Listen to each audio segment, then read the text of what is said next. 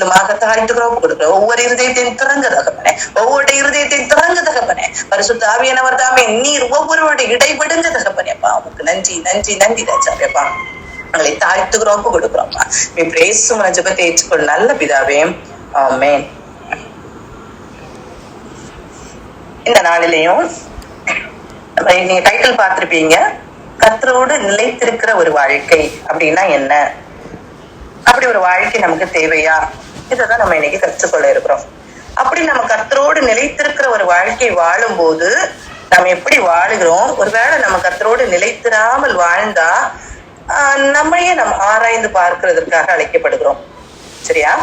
இப்போ ஒரு கிறிஸ்தவ வாழ்க்கை அப்படின்னு சொல்லும் போது எது முக்கியமான ஒரு காரியம் அப்படின்னா ரட்சிப்பு.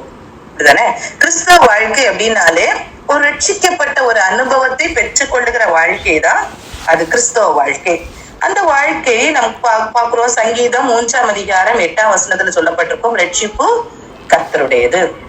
இந்த ரட்சிப்பு யார் கொடுக்கிறது? கர்த்தர் இலவசமாக எல்லாருக்கும் கொடுக்கிறது. நாம் நம்முடைய கிரியையினால நாம் ரட்சிக்கப்படாமல், எபேசியர் புத்தகத்துல சொல்லியிருக்கோம், நம்முடைய கிரியையினால நாம் ரட்சிக்கப்படாமல் கிருபையினால விசுவாசத்தை கொண்டு நம்ம ரட்சிக்கப்பட்டிருக்கிறோம். நமக்குள்ளான கர்த்தர் ஒரு கிருபையை தந்திருக்கிறார். அந்த கிருபையை நாம் பெற்றுக்கொண்டவர்களாக இயேசுவை நான் விசுவாசிக்கிறேன், இயேசு எனக்காக மரித்தார், என்னுடைய பாவங்களுக்காக மரித்தார் அப்படிங்கிறத நான் உணர்ந்து எப்போது நான் அறிக்கை எடுக்கிறேனோ அப்போது நான் ரட்சிக்கப்பட்ட வாழ்க்கைக்குள்ளார வர்றேன் அப்படிங்கிறத நம்ம புரிந்திருக்கிறோம். இதுதான் நம்மளுடைய நம்பிக்கை. அந்த நம்பிக்கையில நம்ம வளருகிறவர்கள் மாத்திரமே கிறிஸ்தவர்கள் அப்படின்னு நம்ம சொல்லிக்கலாம். சரியா? அப்போ கிறிஸ்தவ வாழ்க்கையில ரட்சிப்பு அப்படிங்கிறது முக்கியம்.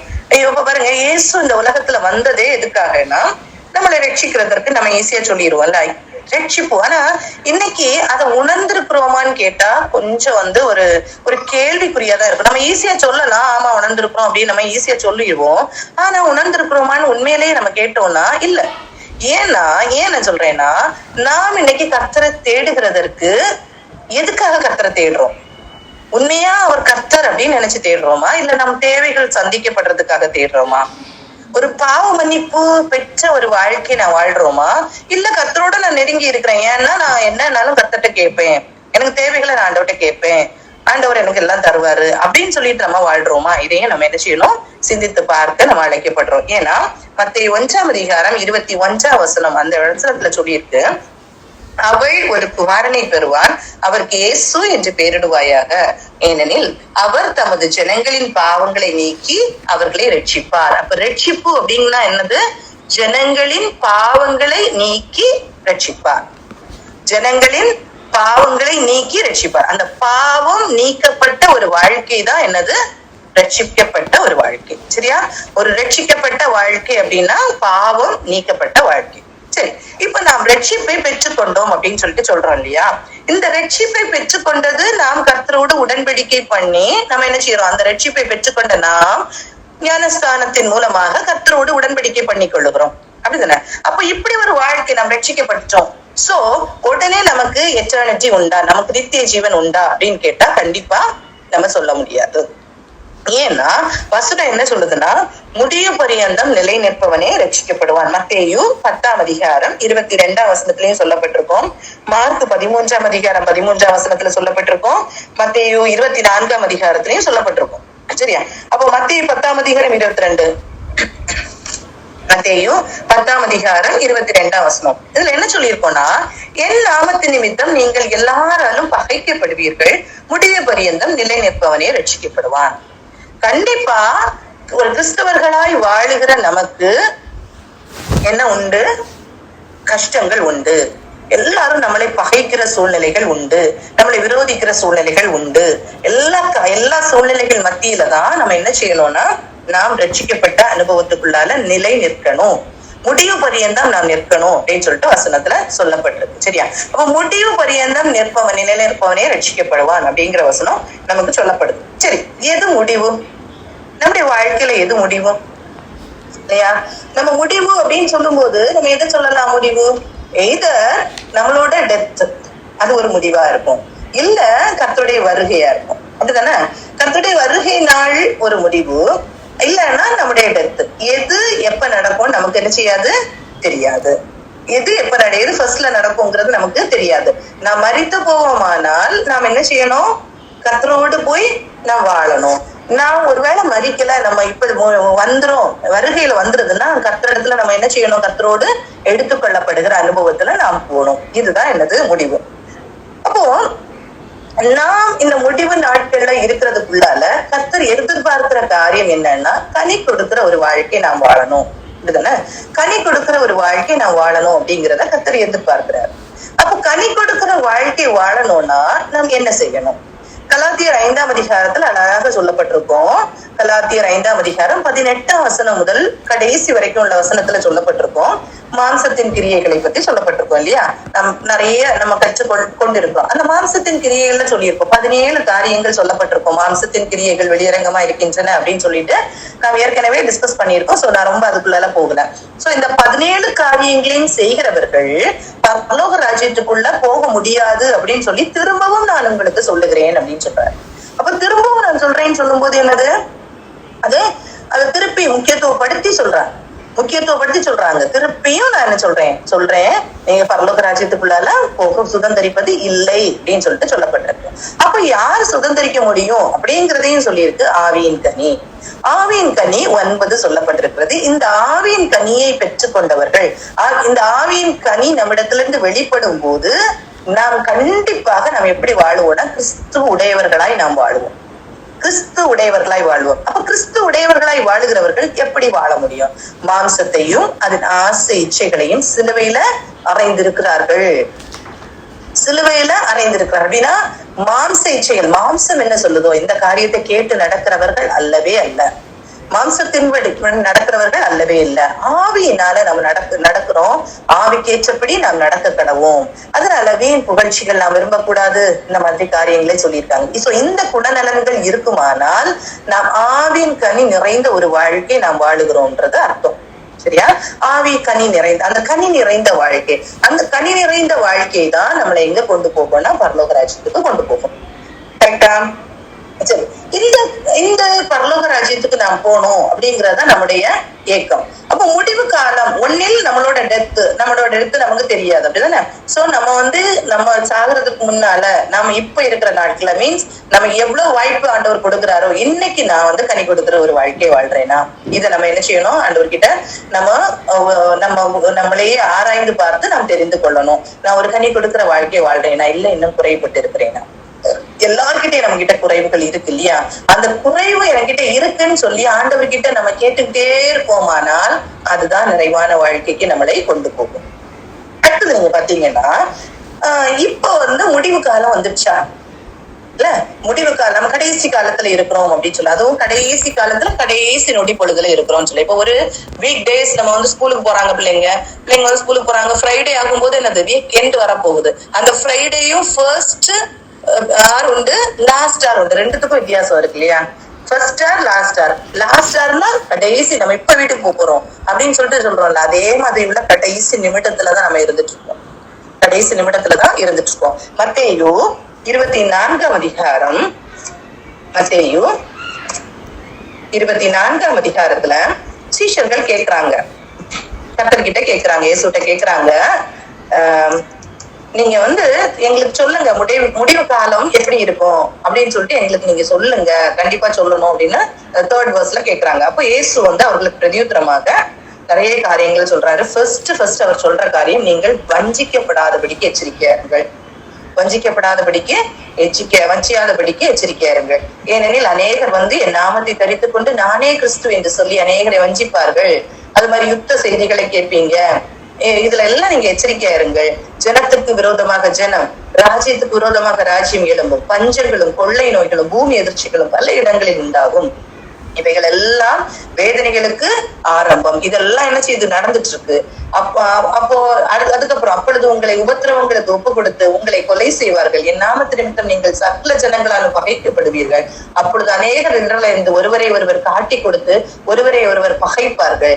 அநேக கள்ள தீர்க்கதரிசிகளும் எழும்பி அநேகரை வஞ்சிப்பார்கள். அக்கிரமம் மிகுதி ஆவதினால் அநேகருடைய அன்பு தணிந்து போகும். முடிவு பரியந்தம் நிலை நிற்பவனே ரட்சிக்கப்படுவான். ராஜ்யத்தினுடைய இந்த சுவிசேஷம் பூலோகம் எங்கு உள்ள சகல ஜாதிகளுக்கும் சாட்சியாய் பிரசங்கிக்கப்படும். அப்போது முடிவு வரும். அப்போ இதுல என்ன சொல்லியிருக்கு? கடைசி காலத்துல உள்ள காரியங்கள் சொல்லப்பட்டிருக்கு இல்லையா? இந்த கடைசி நாட்கள்ல உள்ள காரியங்கள் இப்ப நடக்குதா அப்படின்னு கேட்டா நம்ம எல்லாருக்கும் தெரியும் இப்ப நடந்து கொண்டிருக்கிறது. அப்படிதான் பஞ்சங்கள் இருக்கு, கொள்ளை நோய்கள் இருக்கு, அங்கங்கே நடக்குது. நம்மவும் ஒரு கொள்ளை நோயை பார்த்துட்டோம் இல்லையா? அங்கங்கேயே நிலை சரிவுகள், அந்த நேச்சுரல் டிசாஸ்டர்ஸ் எல்லாம் அதிகம் நடந்து கொண்டிருக்கிறது. அன்பே இல்ல, சொல்ல போனா அன்பே இல்ல. கணவன் மனைவியை கொள்றது, அம்மா பிள்ளையை கொள்றது, பிள்ளை அம்மாவை கொள்றது, அப்பாவை கொள்றது, யாருன்னே இல்ல. பாரபட்சம் இல்லாதபடிக்கு கொலைகளும் கொள்ளைகளும் நடந்து கொண்டிருக்கிறது. அன்பு இன்னைக்கு இல்ல. அன்பு கணிந்து போகிற ஒரு காலமாக இருக்கிறது. அப்போ நம்ம முடிவு காலத்துல இருக்கிறோமான்னு கேட்டா கண்டிப்பா நம்ம முடிவு காலத்துல இருக்கிறோம். சோ நம்ம அலர்ட்டா தான் நம்ம இருக்கணும். நம்முடைய டெத் எப்ப நமக்கு தெரியாது. முடிவு காலத்துல எண்ட்ல நம்ம இருக்கிறோம். சோ நம்ம அலர்ட்டா இருக்க கடமைப்பட்டு இருக்கிறோம். அப்பதான் நம்ம கர்த்தரோடு போக முடியும் அப்படிங்கிற ஒரு காரியம் இருக்கு. அடுத்தது நீங்க பாத்தீங்கன்னா 1 கொரிந்தியர் 1ஆம் அதிகாரம் 8ஆம் வசனம். எப்படி நம்ம கர்த்தரோடு நம்ம இணைந்து வாழ கர்த்தர் நமக்கு உதவி செய்வாரா? ஏன்னா நம்முடைய பலத்தினால நம்ம எதுவும் செய்ய முடியாது. அப்படித்தானே? நம்முடைய பலத்தினால நம்ம எதையும் செய்ய முடியாது. இப்போ 1 கொரிந்தியர் 1ஆம் அதிகாரம் 8ஆம் வசனத்துல என்ன சொல்லப்பட்டிருக்கு பாருங்க. 8ஆம் வசனத்துல, நம்முடைய கர்த்தராகிய இயேசு கிறிஸ்துவின் நாளிலே நீங்கள் குற்றம் சாட்டப்படாதவர்களா இருக்கும்படி முடிவு பரியந்தம் அவர் உங்களை ஸ்திரப்படுத்துவார். நம்மளை குற்றம் சாட்டுகிறதற்கு யார் வருவா? சத்ருவாகிய பிசாசு வருவான். கண்டிப்பா வருவான். அந்த மோசையுடைய அந்த உடலை குறித்தே குற்றம் சாட்டுகிறதற்கும் அதை எடுத்துக்கொள்ள கூடாதுன்னு சண்டை போடுறதுக்கு சாத்தான் வருவான். ஆனால் நாம் ஏமாத்திரம் இல்லையா? அப்ப கண்டிப்பா அவன் என்ன செய்வான்? வருவான். ஆனா நம்ம என்ன செய்யக்கூடாது? நம்ம குற்றம் சாட்டக்கூடாதபடிக்கு நாம் கர்த்தரோடு இணைந்து இருப்போமானால் முடிவு பரியந்தம் அவர் நம்மை ஸ்திரப்படுத்துவார் அப்படின்னு ஒரு நம்பிக்கையான ஒரு வசனத்தையும் கர்த்தர் நமக்கு தந்திருக்காங்க. அதே மாதிரி பாருங்க, எபிரேயர் 3ஆம் அதிகாரம் 14ஆம் வசனம். எபிரேயர் 3ஆம் அதிகாரம் 14ஆம் வசனம். எபிரேயர் 3:14. நாம் ஆரம்பத்திலே கொண்ட நம்பிக்கையை முடிவு பரியந்தம் உறுதியாய் பற்றி கொண்டிருப்போமாகில் கிறிஸ்துவின் இடத்தில் பங்குள்ளவர்களாய் இருப்போம். நாம் ஆரம்பத்துல பெற்றுக்கொண்டதை, ஆரம்பத்துல நாம் வைத்திருக்கிற நம்பிக்கை, ஏன்னா நம்ம கர்த்தர்கிட்ட நம்பிக்கையா இருந்து, நான் யார்கிட்ட பேசிட்டு இருக்கேன்னா கர்த்தரை நம்பி இருக்கிற ஒரு ரட்சிக்கப்பட்ட கூட்டம். அப்படிதானே? அதனாலதான் நம்ம இன்னைக்கு இருக்கிறோம் இங்க.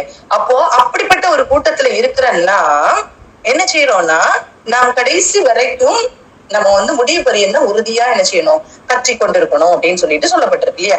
அப்போ அப்படி நாம் பற்றி கொண்டு இருப்போமாகில் கிறிஸ்துவின் இடத்தில் பங்குள்ளவர்களா இருப்போம். இதுதானே? அப்ப முதல்ல பார்த்தோம், ரட்சிக்கப்பட்ட ஒரு அனுபவம் கண்டிப்பாக நமக்கு வேணும். அதுதான் பாவங்களை அறிக்கையிட்ட ஒரு அனுபவம். அந்த அனுபவம் இருக்குமானால் கர்த்தர் நமக்கு ரட்சிப்பை இலவசமாக தருகிறார். அப்படி நம்ம கர்த்தரிடத்துல உடன்படிக்கை பண்ணி நம்ம கர்த்தரோடு ஐக்கியப்பட்டு வாழும் போது உடனே பரலோகத்துக்கு போயிடலாமான்னு அண்ணோம். அந்த எட்டர்னிட்டிக்காக நம்ம என்ன செய்யணும்? ஒரு ஃப்ரூட்ஃபுல் லைஃப் நம்ம வாழணும். அப்போ அந்த ஃப்ரூட்ஃபுல் லைஃப் நம்ம கொடுக்கணும்னா கிறிஸ்துவை சார்ந்துதான் நம்ம வாழ்ந்தாகணும். அப்போ நம்ம முடிவு நமக்கு முடிவு வர்றதுக்கு முன்னாடி நம்ம வாழ்ந்து அதை காட்டணும் இல்லையா? அப்போ நம்முடைய முடிவு என்னைக்குன்னு நமக்கு தெரியாது. அதே மாதிரி நான் முடிவு காலத்துல, கடைசி காலத்துல இருக்கிறோம் அப்படிங்கிறதற்கும் நான் சொன்னேன். Matthew 24ல சொல்லப்பட்ட அந்த காரியங்கள் எல்லாம் சொல்லப்பட்டிருக்கு. அப்ப அன்பு தணிந்து போகிற ஒரு காலத்துலதான் நம்ம இருந்து கொண்டிருக்கிறோம். எல்லா அடையாளங்களும் நடந்து கொண்டிருக்கிறது. அப்போ நம்ம கர்த்தரோடு இருக்க முடியுமான்னு கேட்டா கர்த்தர் நம்மளை ஸ்திரப்படுத்துவார் அப்படிங்கிற ஒரு வசனம் இருக்கு. அதே மாதிரி நமக்கு கொடுக்கப்பட்டுள்ள நாம் ஆரம்பத்துல எப்படி எந்த நம்பிக்கையில கர்த்தரோடு இருக்கிறோமோ முடிவு பரியந்தம் உறுதியாய் பற்றி கொண்டிருப்போமானில் கிறிஸ்துவின் இடத்தில் பங்குள்ளவர்களா இருப்போம் அப்படின்னு சொல்லிட்டு சொல்லப்பட்டிருக்கு இல்லையா? அப்போ ஆண்டவர் சொல்றாரு, இயேசு என்ன சொல்றாங்கன்னா, என்கிட்ட நிலைத்திருந்தால் மாத்திரமே நீங்க கனி கொடுக்கிற ஒரு வாழ்க்கையை வாழ முடியும் அப்படின்னு சொல்றாரு. நம்ம எல்லாருக்கும் தெரிந்த அதிகாரம் தான் யோவான் 15ஆம் அதிகாரம். அந்த யோவான் 15ஆம் அதிகாரத்தை நம்ம எடுத்துக்கொள்வோமானால் கரெக்டா சொல்லியிருக்கோம், நான் மெய்யான திராட்சை செடி, என் பிதா திராட்சை தோட்டக்காரர்.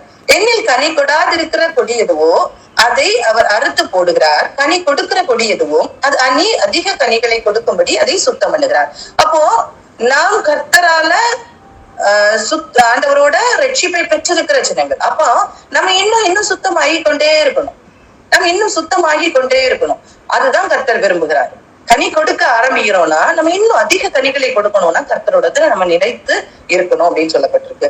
நான் உங்களுக்கு சொன்ன உபதேசத்தினாலே நீங்கள் இப்பொழுதே சுத்தமா இருக்கிறீர்கள். நாம் சுத்தமாக்கப்பட்டவர்களா இருக்கிறோம் இல்லையா? நம்ம ரட்சிப்பை பெற்றிருக்கிறோம், அதனால சுத்தமாக்கப்பட்டவர்களா இருக்கிறோம். அப்போ நம்ம எப்படி இருக்கணும் அப்படின்னா, என்னில் நிலைத்திருங்கள், நானும் உங்களில் நிலைத்திருப்பேன். கொடியானது திராட்சை செடியில் நிலைத்திராவிட்டால் அது தானாய் கனி கொடுக்க மாட்டாதது போல நீங்களும் என்னில் நிலைத்திராவிட்டால் கனி கொடுக்க மாட்டீர்கள். டைரக்டா கத்த சொல்லியிருக்காரு, இயேசு சொல்லியிருக்காரு, நீங்க என்னில நிலைத்திருக்காவிட்டால் கனி கொடுக்க முடியாது. நான் சொன்னேன் கலாத்தியர்ல ஆவியின் கனியை பத்தி சொன்னேன் இல்லையா? அந்த ஆவியின் கனி கொடுக்கிறவர்கள் மாத்திரமே பரலோக ராஜ்யத்துக்கு போக முடியும். அந்த ஆவியின் கனியை நம்ம எப்படி பெற்றுக்கொள்ள முடியும்? கர்த்தரிடத்துல நிலைத்திருந்தால் மாத்திரமே பெற்றுக்கொள்ள முடியும். அப்படிதானே? அப்போ அடுத்தது 5th verse பாருங்க. நானே திராட்சை செடி, நீங்கள் கொடிகள். ஒருவன் என்னிலும் நான் அவனிலும் நிலைத்திருந்தால் அவன் மிகுந்த கனிகளை கொடுப்பான். என்ன இல்லாமல் உங்களால் ஒன்றும் செய்யக்கூடாது. இயேசு இல்லாம நம்மளால எதுவுமே செய்ய முடியாது. இயேசு இல்லாம நம்மளால எதுவுமே செய்ய முடியாது அப்படின்னு சொல்லி, அப்படின்னா என்ன அப்படிங்கறத அந்த 7ஆம் வசனத்துல சொல்லியிருப்போம். அப்ப அடுத்த 6th verseல சொல்லியிருப்போம், அப்படி நம்ம கனி கொடுக்கலன்னா அக்கினியிலே போடப்படுகிறாரு, எரிந்து போவோம் அப்படின்னு சொல்லியிருப்போம். நீங்கள் என்னிலும் என் வார்த்தைகள் உங்களிலும் நிலைத்திருந்தால் நீங்கள் கேட்டுக்கொள்வது எதுவோ அது உங்களுக்கு செய்யப்படும். இப்போ நாம் ஆண்டவர்கிட்ட கேட்போம்ல, இப்ப ஒரு வசனம் இருக்கு, கேளுங்கள் அப்பொழுது உங்களுக்கு கொடுக்கப்படும். அப்ப கேட்கறது எல்லாத்தையும் பெற்றுக்கொள்ள முடியுமா அப்படிங்கிறதுக்கு இந்த வசனத்தை நம்ம எடுத்துக்கணும். நீங்கள் என்னிலும் என் வார்த்தைகள் உங்களிலும் நிலைத்திருந்தால் நீங்கள் கேட்டுக்கொள்வது எதுவோ அது உங்களுக்கு செய்யப்படும். நாம் கர்த்தருடைய வார்த்தைகளை கரெக்டா உட்கொண்டு இருப்போமானால் கர்த்தருக்கு பிரியமானதை தான் நம்ம கேட்போம். கர்த்தருடைய விருப்பமும் நம்முடைய விருப்பமும் ஒரே மாதிரி இருக்கும். அப்படி இருக்கணும், அப்படி வாழ வாஞ்சிக்கணும். கர்த்தருடைய விருப்பமும் நம்முடைய விருப்பமும் ஒரே மாதிரி இருக்கணும். அப்படி இல்லைன்னா அதை விருப்பம் படுறதுக்கு நம்ம என்ன செய்யணும்? வாஞ்சிக்கணும். கண்டிப்பா நம்ம என்ன செய்யணும்? வாஞ்சிக்கணும். அப்படி இருக்கும்போதுதான் நம்ம என்ன செய்ய முடியும்? அந்த கனி உள்ள வாழ்க்கையில நம்ம நிலைத்திருந்து கனி கொடுக்கிற ஒரு அனுபவத்தை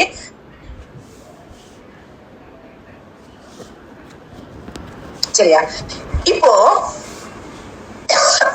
கர்த்தரிடத்துல உண்மையா ரட்சிக்கப்பட்ட எல்லாருமே கர்த்தரால் தெரிந்து கொள்ளப்பட்ட பிள்ளைகள், அப்படித்தானே? அப்படி இருக்கிற எல்லாருமே உண்மையா கர்த்தரோடு வாழுகிறார்களா அப்படிங்கிறத நம்ம யோசிச்சோம்னா, நம்ம கர்த்தரால் பழைய ஏற்பாட்டுல பார்க்கும்போது கர்த்தரால் தெரிந்து கொள்ளப்பட்ட ஜனங்கள் தான் யாரு? இஸ்ரவேலர்கள். கர்த்தரால் தெரிந்து கொள்ளப்பட்ட ஜனங்கள் இஸ்ரவேலர்கள். அப்போ கர்த்தருடைய பிள்ளைகள், என்னுடைய சொந்த ஜனங்கள் அப்படின்னு சொல்றது இஸ்ரவேலர்கள். இந்த இஸ்ரவேலர்கள் என்ன கொள்கை வச்சிருந்தாங்க? கர்த்தருடைய பிள்ளைகளா இருந்தா அவங்க விருத்த சேதனம் பண்ணிக்கொள்ளணும், விருத்த சேதனம் பண்ணிக்கொள்ளுகிறவர்கள் கர்த்தருடைய பிள்ளைகள் அப்படின்னு சொன்னாங்க. ஆனா ஆவிக்குரிய இஸ்ரவேலர்கள் அப்படின்னு சொல்லிட்டு பிலிப்பியர் 3ஆம் அதிகாரம் 3ஆம் வசனத்துல சொல்லப்பட்டிருக்கு. நாம் தான் ஆவிக்குரிய இஸ்ரவேலர்கள் அப்படின்னு சொல்லப்பட்டிருக்கோம். பிலிப்பியர் 3ஆம் அதிகாரம் 3ஆம் வசனத்துல சொல்லப்பட்டிருக்கோம். ஏனெனில் மாம்சத்தின் மேல் நம்பிக்கையாயிராமல் ஆவியினாலே தேவனுக்கு ஆராதனை செய்து கிறிஸ்து இயேசுவுக்குள் மேன்மை பாராட்டுகிற நாமே விருத்த சேதனம் உள்ளவர்கள். நாம் தான் யாரு? விருத்த சேதனம் உள்ளவர்கள். நாம் கர்த்தருக்குள்ளால இருந்து நாம் ஆவியில தேவனை ஆராதித்து நம்முடைய வாழ்க்கை இருக்குமானால் நாம் தான் விருத்த சேதனம் உள்ளவர்கள். அப்ப விருத்த சேதனம் உள்ளவர்கள் யாருன்னா கர்த்தருடைய பிள்ளைகள். அப்ப நாம் தான் கர்த்தருடைய பிள்ளைகள் இல்லையா? எரேமியா 2ஆம் அதிகாரத்தை எடுத்துக்கொள்ளுங்க. எரேமியா 2ஆம் அதிகாரம். இந்த எரேமியா 2ஆம் அதிகாரத்துல கர்த்தர் என்ன சொல்றாருன்னா, இஸ்ரவேல் ஜனங்களை குறித்து சொல்றாரு. இந்த இஸ்ரவேல் ஜனங்களை குறித்து கர்த்தர் கொஞ்சம் கொஸ்டின்ஸ் வைக்கிறாங்க. நான் அந்த ஜனங்களை எவ்வளவு அருமையா நடத்தி கொண்டு வந்தேன், ஆனா இந்த ஜனங்கள் ஏன் என்னை விட்டு தூரம் போறாங்க? எரேமியா 2ஆம் அதிகாரம் 6ஆம் வசனத்தை எடுத்தோம்னா, என்னை விட்டு தூரப்பட்டு மாயையை பின்பற்றி வீணராய் போகிறது என்னிடத்தில் என்ன அநியாயத்தை கண்டார்கள் அப்படின்னு சொல்லிட்டு கர்த்தர் கேட்கிறார். அப்போ இஸ்ரவேல் ஜனங்களை கர்த்தர் எவ்வளவு அருமையா வழிநடத்தி வந்தாருன்னு நம்ம சொல்லுவோம். அதே மாதிரிதான் இன்னைக்கும் கர்த்தர் நம்மள அவ்வளவு அருமையா வழி நடத்திட்டு வராரு. நமக்கு எது தேவையோ அதை கொடுத்துதான் வழி நடத்திட்டு வராது. நம்ம நிறைய நேரத்துல வேண்டாததெல்லாம் கேட்போம், அதல்ல. நமக்கு எது தேவையோ அதை கொடுத்து கர்த்தர் வழி நடத்தி கொண்டு வர்றாரு இல்லையா? அப்படி வரும்போது கர்த்தர் சொல்றாரு, நம்மள பார்த்து கேட்கிறாரு, என்னை விட்டு தூரப்பட்டு மாயை பின்பற்றி வீணராய் போகிறதற்கு என்னிடத்தில் என்ன அநியாயத்தை கண்டீர்கள் அப்படின்னு சொல்லிட்டு கேட்கிறாங்க. அதே மாதிரி நீங்க பாத்தீங்கன்னா 13ஆம் வசனத்துல சொல்ல, என் ஜனங்கள் 2 தீமைகளை செய்தார்கள், ஜீவ தண்ணீர் ஊற்றாகிய என்னை விட்டு விட்டார்கள், தண்ணீர் இருக்காத தொட்டிகளோடு ஆகிய வெடிப்புள்ள தொட்டிகளை தங்களுக்கு வெட்டி கொண்டார்கள். என்ன விட்டுட்டு வேற காரியங்களை என்ன செய்யறாங்க, தங்களுடைய நம்பிக்கையா ஏற்றுக்கொள்ளுகிறாங்க. கர்த்தரை நம்பாம கர்த்தரிடத்துல இருக்கிற நம்பிக்கையை விட்டுட்டு வேற ஏதோ காரியங்கள்ல நம்பிக்கை வைத்து வாழ்கிறாங்க. இது சரி கிடையாது அப்படின்னு சொல்லிட்டு சொல்றாரு. அதே மாதிரி 19ஆம் வசனத்துல நீங்க பாத்தீங்கன்னா, உன் தீமை உன்னை கண்டிக்கும், உன் மாறுபாடுகள் உன்னை கண்டிக்கும், நீ உன் தேவனாகிய கர்த்தரை விடுகிறதும் என்னை பற்றும் பயம் உன்னிடத்தில் இல்லாமல் இருக்கிறதும் எத்தனை பொல்லாக்கும் கசப்புமான காரியம் என்று உணர்ந்து கொள் என்று சேனைகளின் கர்த்தராகி ஆண்டவர் சொல்லுகிறார். பூர்வ காலம் தொடங்கி நான் உன் நுகத்தடியை முறித்து உன் கட்டுகளை அறுத்தேன், நான் அடிமைப்படுவதில்லை என்று நீயும் சொன்னாயே. ஆகிலும் உயரமான சகல மேட்டின் மேலும் பச்சையான சகல மரத்தின் கீழும் நீ வேசியாய் திரிகிறாய். நான் உன்னை முற்றிலும் நற்கனி தரும் உயர்குல திராட்சை செடியாக நாட்டினேன். நீ எனக்கு காட்டு திராட்சை செடியின் ஆகாத கொடிகளாய் மாறி போனது என்ன? நான் நல்ல ஒரு திராட்சை செடியா உன்னை நாட்டினேன், ஆனா நீ ஒரு காட்டு திராட்சை செடியா ஆகாத ஒரு செடியா நீ போனது என்ன அப்படின்னு சொல்லிட்டு கர்த்தர் கேட்கிறாரு. இப்ப இன்னைக்கு நம்மளை பார்த்து கர்த்தர் அப்படி கேட்பாராம். நம்மளே கர்த்தர் சொல்றாரு, நான் தான் திராட்சை செடி, நீங்கள் கொடிகள், நம்ம அவர்கிட்ட நிலைத்திருக்கணும் அப்படின்னு சொல்றாரு இல்லையா? இன்னைக்கு நம்மளை பார்த்து கர்த்தர் எப்படி கேட்பாராம், ஏன் நீங்க என்ன விட்டுட்டு போறீங்க அப்படின்னு சொல்லிட்டு கர்த்தர் கேட்பாரா? நம்முடைய வாழ்க்கையை நம்ம ஆராய்ந்து பார்க்கணும். சரியா? இன்னைக்கு நான் எடுத்துக்கிட்ட ஒரு எக்ஸாம்பிள், ஒரு பழைய பாட்டு ஒரு கேரக்டர் தான் நான் எடுத்திருக்கேன். எல்லாருக்கும் தெரிஞ்ச ஒரு கேரக்டர் சாலோமன் இல்லையா? சாலோமன் ராஜாவை குறித்து எல்லாருக்கும் தெரியும். சாலோமன் ராஜா எப்படி தேவனால் ரொம்ப நேசிக்கப்பட்டாரு, எப்படி கர்த்தரோடு கர்த்தர் நிறைய நமக்கு எக்ஸாம்பிளே தெரியும். சாலோமனுக்கு கொடுத்த ஞானத்தை போல கர்த்தர் யாருக்கும் ஞானத்தை கொடுக்கல இல்லையா? உனக்கு முன்னாலேயும் அந்த மாதிரி ஞானம் உள்ளவர்கள் இல்ல, உன் பின்னாலேயும் அதுக்குள்ள ஞானம் உள்ளவர்கள் இல்ல அப்படின்னு சொல்லிட்டு அவ்வளவு தெளிவா கர்த்தர் என்ன செய்திருக்காரு, அவருடைய காரியத்துல இருந்திருக்காரு. இந்த சாலோமனுடைய ராஜாவுடைய வாழ்க்கை எப்படி இருந்தது? அவர் ஒரு கர்த்தரிடத்திலிருந்து ஒரு ஆசீர்வாதத்தை பெற்றுக்கொண்ட ஒரு மனுஷன். நம்மளையும் நம்ம கூட இதை சொல்லும் போது நம்ம சேர்ந்து நீங்க ஆராய்ந்து பார்த்துக் கொள்ளுங்க. நம்முடைய வாழ்க்கையை நாமும் கர்த்தரால் ஆசீர்வதிக்கப்பட்ட ஒரு கூட்டம், அப்படிதானே? நாம் பர்டிகுலரி நாம் ஒவ்வொருவரும் தனிப்பட்ட விதத்துல கர்த்தரால் ஆசீர்வதிக்கப்பட்ட பிள்ளைகளாக இன்னைக்கு கர்த்தரை தேடிக்கொண்டிருக்கிறோம். நம்முடைய வாழ்க்கையில சாலோமனுடைய வாழ்க்கை மாதிரி பின்மாற்றங்கள் வருகிறதா? என்னெல்லாம் கர்த்தர் செஞ்சாரு, ஆனா அந்த பின்மாற்றங்கள் ஏன் வருது, எப்படி வருது, எதனால அந்த பின்மாற்றம் வந்தது, நாம் இந்த காரியத்தை செய்யறோமா அப்படிங்கிறத நம்ம இன்னைக்கு சிந்தித்து பார்க்கலாம். சரியா? எல்லாரும் 1 ராஜாக்கள் எடுத்து வைத்துக் கொள்ளுங்க. 1 ராஜாக்கள். இதுல ஃபர்ஸ்ட் 10 அதிகாரங்களை பாத்தீங்கன்னா சாலோமனுடைய கர்த்தர் சாலோமனுக்கு கொடுத்த காரியங்கள், மற்றவங்க அவரை புகழ்கிற காரியங்கள், அவர் செய்த காரியங்கள், இதெல்லாமே சொல்லப்பட்டிருக்கும். இப்போ 1ஆம் அதிகாரத்துல மெயினா நான் எதை பார்த்துக்கிட்டேன்னா, இப்ப அவரை ராஜாவாக்குற ஒரு நிகழ்ச்சி நடக்குது இல்லையா? அப்போ ராஜாவாக்குற நிகழ்ச்சி நடக்கும் போதே அதோனியா ராஜாவாக மாற்றப்படணும் அப்படிங்கிற ஒரு சூழ்நிலை இருக்கும்போது நாத்தான்வேல் தீர்க்கதரிசியின் மூலமாக பத்சேபாள்கிட்ட பேசி எல்லாரும் பேசி என்ன செய்யறாங்க, சாலோமனை ராஜாவாக்குறாங்க. அந்த ஒரு இன்சிடென்ட் சொல்லப்படுது. அப்போ அவ்வளவு ஒரு சூழ்நிலையிலையும் கர்த்தர் சாலோமனுக்கு தாவீதுக்கு பிறகு அந்த ராஜாங்கத்தை கொடுக்கணும் அப்படின்னு சொல்லி முடிவு பண்ணி கர்த்தர் என்ன செய்யறாரு, சாலோமனுக்கு அந்த இதை கொடுக்குறாரு, ராஜாங்கத்தை கொடுக்குறாரு. இது ஒரு பெரிய ஆசீர்வாதம் இதுதானே? அப்படி ஒரு ஆசீர்வாதத்தை பெற்றுக் கொள்ளுகிறாரு. 39ஆம் வசனத்துல சொல்லியிருக்கோம், ஆசார் நாயகர் சாதோக்கு கையில கொம்பை கூடாரத்துல இருந்து எடுத்துக்கொண்டு போய் சாலோமனை அபிஷேகம் பண்ணினார். அப்பொழுது எக்காலம் மோதி ஜனங்கள் எல்லாரும் ராஜாவாகிய சாலோமன் வாழ்க என்று வாழ்த்தினார்கள். அப்ப ஃபர்ஸ்ட் அதிகாரத்துல நான் எடுத்துக்கிறேன் என்னன்னா, அவர் ராஜாவாக்குற ஒரு அனுபவம் இருக்கிறது.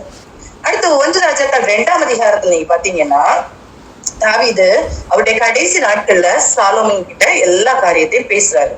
யாரை என்னென்ன செய்யணும், அவருடைய ராஜாங்கத்துல அவர் கற்றுக்கொண்ட காரியத்தை எல்லாத்தையும், எல்லா மனுஷர்களை பற்றியும் அவர் என்ன செய்யறாரு சொல்லி கொடுக்குறாரு. மெயினா ஒரு 3 பர்சன்ஸ் பத்தி சொல்லுவாரு. இந்த காரியங்கள் எல்லாம் என்ன செய்யறாரு சொல்லப்பட்டது. இதுல நீங்க verse 12 பாத்தீங்கன்னா சொல்லியிருக்கோம், சாலோமன் தன் தகப்பனாகிய தாவீதுடைய சிங்காசத்தின் மேல் வீற்றிருந்தான், அவன் ராஜ்யபாரம் மிகவும் ஸ்திரப்பட்டது. அவருடைய ராஜ்யபாரியம் ஸ்ட்ராங் ஆயிடுச்சு. அப்போ ஃபர்ஸ்ட் ராஜாவாக்கப்படுற, 2nd அதிகாரத்துல அவருடைய ராஜாங்கம் ஸ்திரப்படுத்தப்படுது அப்படின்னு சொல்லிட்டு சொல்லப்படுது. 3வது அதிகாரத்தை நீங்க பாத்தீங்கன்னா ஃபர்ஸ்ட் வசனத்திலே சொல்லியிருக்கோம், சாலோமன் எகிப்தின் ராஜாவாகிய பார்வோனோட சம்பந்தம் கலந்து பார்வோனின் குமாரத்தை விவாகம் பண்ணி அப்படின்னு சொல்லியிருக்கோம். சோ இதுவே அவர் செய்த ஒரு தவறுதான், புறஜாதியான ஒரு ஸ்திரீயை திருமணம் பண்ணிக்கொள்வது. ஆனாலும் கர்த்தருடைய கிருபை அவர்கிட்ட இருக்குது சாலோமன் கிட்ட. அப்ப அப்படி இருந்த பிறகும் அந்த 4th 5th verse பாத்தீங்கன்னா அவர் ஸ்தோத்திர பலிகளை இடுறாரு. அந்த ஸ்தோத்திர பலிகளை செலுத்தும் போது கர்த்தர் என்ன செய்யறாரு, அவர்கிட்ட ரொம்ப பிரியமா இருக்கிறாரு. அந்த பாருங்க 4th 5th verse. அப்படியே ராஜா பலியிட கிபியோனுக்கு போனான். அது பெரிய மேடையா இருந்தது. அந்த பலிபீடத்தின் மேல் சாலோமன் 1000 சர்வாங்க தகன பலிகளை செலுத்தினார். கிபியோனிலே கர்த்தர் சாலோமனுக்கு ராத்திரியிலே சொப்பனத்திலே தரிசனமாகி, நீ விரும்புகிறதை என்னிடத்தில் கேள் என்று தேவன் சொன்னார். அப்போ அவர் வந்து ரொம்ப ஆண்டவருக்கு அவர்கிட்ட அன்பு இருக்கு. சாலோமன் அன்பை பெற்றுக் கொள்கிறார், ஆண்டவருடைய அன்பை வந்து பெற்றுக் கொள்கிறார். இப்போ இந்த இதை விரும்புகிறதை கேளுன்னு சொல்லும் போது 7th verseல பாத்தீங்கன்னா, இப்போதும் உன் தேவனாகிய கர்த்தாவே, என் தேவனாகிய கர்த்தாவே, தேவரீர் உமது அடியனை என் தகப்பனாகிய தாவீது ஸ்தானத்திலே ராஜாவாக்கினீரே, நானோ வென்றால் போக்குவரவு அறியாத சிறு பிள்ளையா இருக்கிறேன் தனி தாழ்த்துறாரு. எனக்கு எதுவுமே தெரியாது ஆண்டவரே, எனக்கு எதுவுமே தெரியாது ஆண்டவரே அப்படின்னு சொல்லிட்டு தாழ்த்துறாரு. நீர் தெரிந்து கொண்டதும் ஏராளத்தினால் எண்ணிக்கைக்கு அடங்காததும் லக்கத்திற்கு உட்படாத மனத்திரளான ஜனங்களாகிய உமது ஜனத்தின் நடுவில் அடியேன் இருக்கிறேன். ஆகையால் உமது ஜனங்களை நியாயம் விசாரிக்கவும் நன்மை தீமை என்னதென்று வகையறுக்கவும் அடியனுக்கு ஞானம் உள்ள இருதயத்தை தந்தரலும். ஏராளமா இருக்கிற இந்த உமது ஜனங்களை நியாயம் விசாரிக்க யாராலே ஆகும் என்றார். சாலோமன் இந்த காரியத்தை கேட்டது ஆண்டவருடைய பார்வைக்கு உகந்த விண்ணப்பமா இருந்தது. அப்போ அவ்வளவு ஒரு நல்ல ஒரு பெயர் பண்றாரு இல்லையா, நல்ல ஒரு காரியத்தை கேட்கிறாரு. அப்போ அவர் தன்னுடைய சுயநலத்துக்காக கேட்கல, ஒரு ராஜ்யபார் ஒரு பொறுப்பு அவர் கையில கொடுக்கப்பட்டிருக்கு, அந்த பொறுப்பை நான் செய்யறதுக்கு எனக்கு பலன் தாங்க ஆண்டவரே, ஞானத்தை தாங்க ஆண்டவரேன்னு கேட்கிறாரு. அப்போ கர்த்தர் என்ன செய்யறாருன்னா, நல்ல 13 14 இதுவும் அஞ்சு கர்த்தர் சொல்ற, 12 உன் வார்த்தையின்படி செய்தேன், ஞானம் உணர்வுள்ள இருதயத்தை உனக்கு தந்தேன், இதிலே உனக்கு சரியானவன் உனக்கு முன் இருந்ததும் இல்லை, உனக்கு சரியானவன் உனக்கு பின் எழும்போதும் இல்லை. இதுவும் அஞ்சி நீ கேளாத ஐஸ்வர்யத்தையும் மகிமையும் உனக்கு தந்தேன், உன் நாட்களில் இருக்கிற ராஜாக்களில் ஒருவனும் உனக்கு சரியானவன் இருப்பதில்லை, உன் தகப்பனாகிய தாவீது நடந்தது போல நீயும் என் கட்டளைகளையும் என் நியமங்களையும் கை கொண்டு என் வழிகளில் நடப்பாயாகில் உன் நாட்களையும் நீடித்திருக்க பண்ணுவேன் என்றார். அப்போ ஆசீர்வாதத்தை கத்து சொல்றாரு, இப்படி எல்லாம் பிளஸ் பண்றாரு. உன்ன மாதிரி வேற யாருமே இருக்க மாட்டாங்க, உனக்கு நிகரானவர்கள் யாருமே இல்ல அப்படிங்கிற எல்லா ஆசீர்வாதத்தையும் கொடுத்துட்டு கடைசியில கத்து சொல்றாரு, நீ தாவீதை மாதிரி உத்தமமா இருந்தீன்னா நான் வந்து இந்த காரியத்தை எல்லாம் செய்வேன், நாட்களை நீடித்திருக்க பண்ணுவேன் அப்படின்னு சொல்லிட்டு சொல்றாரு. சரியா? அப்ப இப்படிப்பட்ட காரியங்கள் நடக்குது. அதே இதுல நீங்க பாத்தீங்கன்னா அடுத்த அதுல வந்து அவரோட ஞானம் விளங்கும். அதுல வந்து 2 ஸ்திரீகள் வர்றாங்க, அந்த பிள்ளைகளை ஒரு பிள்ளைய வச்சுட்டு வாக்குவாதம் பண்றாங்க, அப்படி ஞானமா எப்படி பதில் சொல்றாரு, இதெல்லாமே வந்து என்ன செய்யுது அந்த இடத்துல சொல்லப்பட்டிருக்கு. 1 ராஜாக்கள் 3ஆம் அதிகாரத்துல சொல்லப்பட்டிருக்கு. 1 ராஜாக்கள் 4ஆம் அதிகாரத்துல பாருங்க 25th verse பாருங்க, சாலோமனுடைய நாளெல்லாம் தான் துவங்கி பேர்சபா மட்டும் யூதாவும் இஸ்ரவேலும் அவரவர் தங்கள் தங்கள் திராட்சை செடியின் நிழலும் தங்கள் தங்கள் அத்தி மரத்தின் நிழலும் சுகமாய் குடியிருந்தார்கள். ஜனங்களும் அப்படி இருக்கிறாங்க, நல்ல சுகமா குடியிருக்கிறாங்க. அவர் கேட்டது மாதிரி ஒரு நல்ல ஒரு அரசாட்சி செய்து கொண்டிருக்கிறார். 30th verse பாருங்க, சகல கிழக்கத்தி புத்திரரின் ஞானத்தையும் எகிப்தின் சகல ஞானத்தை பார்க்கலும் சாலோமனின் ஞானம் சிறந்ததா இருந்தது. கர்த்தர் சொன்னது மாதிரி, கர்த்தர் பிளஸ் பண்ணது மாதிரி எல்லாருடைய ஞானத்தை பார்க்கலும் அவருடைய ஞானம் பெருசா இருக்கிறது. அவர் என்ன எழுதுறார் 32 verse, அவன் 3000 நீதிமொழிகளை சொன்னான், அவனுடைய பாட்டுகள் 1005. இப்படி நிறைய காரியங்களை செய்யறாரு. 34 அந்த வேர்ஸ்ல பாருங்க, சாலோமனின் ஞானத்தை குறித்து கேள்விப்பட்ட பூமியின் சகல ராஜாக்கள் இருக்கிறவிருந்தும் ஞானா ஜாதியான ஜனங்களும் அவனுடைய ஞானத்தை கேட்கிறதற்கு வந்தார்கள். இப்போ அவருடைய ஞானத்தை குறித்து இந்த 4th இதுல ஃபுல்லா சொல்லப்பட்டிருக்கும். அவ்வளவுத்துக்கு அவர் என்ன செய்யறாரு, அழக சிறப்பான ஒரு அரசாட்சி, ஞானம் மிகுந்து செயல்படுறாரு. பக்கத்துல இருக்கிற நாடுகள், தூர இடத்துல இருக்கிற நாடுகள் எல்லாம் இவருடைய ஞானத்தை கேட்டு வியப்படைத்து வராங்க அப்படிங்கறத நம்ம பார்க்கிறோம். அடுத்தது 5th 1 ராஜாக்கள் 5ஆம் அதிகாரத்தை நம்ம பார்த்தோம்னா அதுல சொல்லப்பட்டிருக்கோம், ஈராம் அப்படிங்கிற ஒரு மனுஷன்கிட்ட இருந்து ஹெல்ப் எல்லாம் கிடைக்குது. அவர் என்ன செய்யறாரு, அந்த பில்டிங் அதை கன்ஸ்ட்ரக்ட் பண்றதுக்காக, சர்ச் கன்ஸ்ட்ரக்ட் பண்றதுக்காக, இந்த மாதிரி காரியங்களுக்காக ஹெல்ப் எல்லாம் அவரு பெற்றுக் கொள்கிறாரு. இதெல்லாம் இந்த காரியங்கள் சொல்லப்படுறது. இப்போ 6ஆம் அதிகாரத்துல பாத்தீங்கன்னா அவர் வந்து அந்த சர்ச் எருசலேம் தேவாலயத்தை கட்டுறாரு. இப்ப தாவீது ஆசைப்பட்டதை சாலோமன் காலத்துல நிறைவேற்றுவேன்னு சொன்ன அந்த காரியம் நடக்குது. இஸ்ரவேல் புத்திரர் எகிப்து தேசத்திலிருந்து புறப்பட்ட 480ஆம் வருஷத்திலும் சாலோமன் இஸ்ரவேலும் ராஜாவான 4ஆம் வருஷம் சீப் மாதமாக்கி 2ஆம் மாதத்திலும் அவன் கர்த்தரின் ஆலயத்தை கட்டத் தொடங்கினான். அந்த சர்ச்சை வந்து அவர் பில்ட் பண்றாரு. 7ஆம் வசனத்தை பாத்தீங்கன்னா எவ்வளவு அழகா அந்த ஆலயத்தை கட்டுறாருன்னு பாருங்க. ஆலயம் கட்டப்படுகையில் அது பனி தீர்ந்து கொண்டு வரப்பட்ட கற்களாலே கட்டப்பட்டது.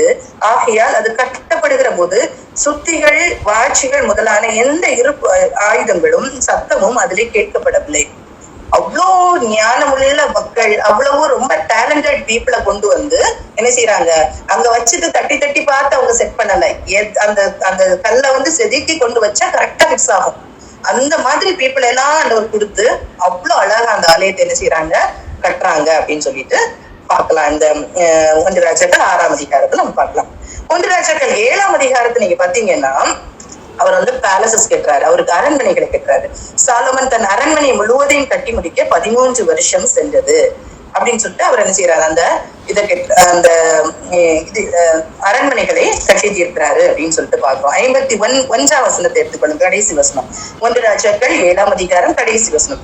இவ்விதமாய் ராஜாவாகிய சாலோமன் கர்த்தருடைய ஆலயத்துக்காக செய்த வேலைகள் எல்லாம் முடிந்தது. அப்பொழுது சாலோமன் தன் தகப்பனாகிய தாவீது பரிசுத்தம் பண்ணும்படி நேர்ந்து கொண்ட வெள்ளியையும் பொன்னையும் பனிமுட்டுகளையும் கொண்டு வந்து கர்த்தருடைய ஆலயத்தின் பொக்கிஷங்களில் வைத்தான். எல்லாத்தையும் செட் பண்ணி அவர் என்ன செய்தாச்சு, முடிச்சாச்சு. சரியா? இப்படி நேர்த்தியாக அவருடைய கடமைகளையும் அவர் கொடுத்த பொறுப்பையும் அவர் செய்து கொண்டிருக்கார். எல்லா கடமைகளையும் பொறுப்பையும் கரெக்டா செய்யறாரு. இது எல்லாத்துக்கும் அவருக்கு என்ன கிடைத்தது, கர்த்தருடைய ஆண்டவருடைய ஞானத்தை பெற்றுக்கொள்ள ஆண்டவர் கொடுத்த அந்த ஞானத்தை வைத்துதான் இவர் இந்த காரியத்தை எல்லாம் அவர் வந்து செஞ்சுட்டு இருக்கிறாரு. அப்படித்தானே? 1 ராஜாக்கள் 8ஆம் அதிகாரம் இந்த இந்த இந்த காரியத்துல பாருங்க, 15ஆம் வசனத்துல இருந்து பாத்தீங்கன்னா அவர் சொன்னது, இஸ்ரவேலின் தேவனாகிய கர்த்தருக்கு ஸ்தோத்திரம், அவர் என் தகப்பனாகிய தாவீதுக்கு தம்முடைய வாக்கினால் சொன்னதை நம்முடைய கரத்தினால் நிறைவேற்றினார். தாவீது, என் தகப்பன் தாவீதுட்ட சொன்ன காரியத்தை இப்ப நிறைவேற்றினார் அப்படின்னு சொல்லிட்டு இவர் வந்து பிரைஸ் பண்றாரு, கர்த்தரை பிரைஸ் பண்றாரு பாருங்க. அவர், நான் என் ஜனமாகிய இஸ்ரவேலை எகிப்திலிருந்து புறப்பட பண்ணின நாள் முதற்கொண்டு என் நாமம் விளங்கும்படி ஒரு ஆலயத்தை கட்ட வேண்டும் என்று நான் இஸ்ரவேலுடைய எல்லா கோத்திரங்களில் உள்ள ஒரு பட்டணத்தையும் தெரிந்து கொள்ளாமல் என் ஜனமாகிய இஸ்ரவேலின் மேலும் அதிகாரியா இருக்கும்படி தாவீதையே தெரிந்து கொண்டேன் என்றார். இஸ்ரவேலின் தேவனாகிய கர்த்தரின் நாமத்திற்கு ஆலயத்தை கட்ட வேண்டும் என்கிற விருப்பம் என் தகப்பனாகிய தாவீதின் இருதயத்தில் இருந்தது. ஆனாலும் கர்த்தர் என் தகப்பனாகிய தாவீதை நோக்கி, என் நாமத்திற்கு ஆலயத்தை கட்ட வேண்டும் என்கிற விருப்பம் உன் மனதிலே இருந்தது நல்ல காரியம்தான். ஆகிலும் நீ அந்த ஆலயத்தை கட்ட மாட்டாய், உன் கற்ப பிறப்பாகிய உன் குமாரனே என் நாமத்திற்கு அந்த ஆலயத்தை கட்டுவான் என்றார். உன் குமாரன் கட்டுவான்னு சொல்றான். அந்த மேன்மையான பொறுப்பு யாருக்கு கொடுக்கப்படுது? சாலோமனுக்கு கொடுக்கப்படுது இல்லையா? 23ஆம் வசனத்தை பாருங்க. 23ஆம் வசனம் இப்படி அவர் அந்த காரியங்களை எல்லாம் சொல்றாரு. 23ஆம் வசனத்தை பாருங்க. இஸ்ரவேலின் தேவனாகி பிரைஸ் பண்றாரு கர்த்தரை. இஸ்ரவேலின் தேவனாகிய கர்த்தாவே, மேலே வானத்திலும் கீழே பூமியிலும் உமக்கு ஒப்பான தேவன் இல்லை. தங்கள் முழு இருதயத்தோடு உமக்கு முன்பாக நடக்கிற உமது அடியாருக்கு உடன்படிக்கையும் கிருபையும் காத்து வருகிறீர். தேவரீர் என் தகப்பனாகிய தாவீது என்னும் உம்முடைய தாசனுக்கு செய்த வாக்கு தத்தத்தை காத்தருளினீர்.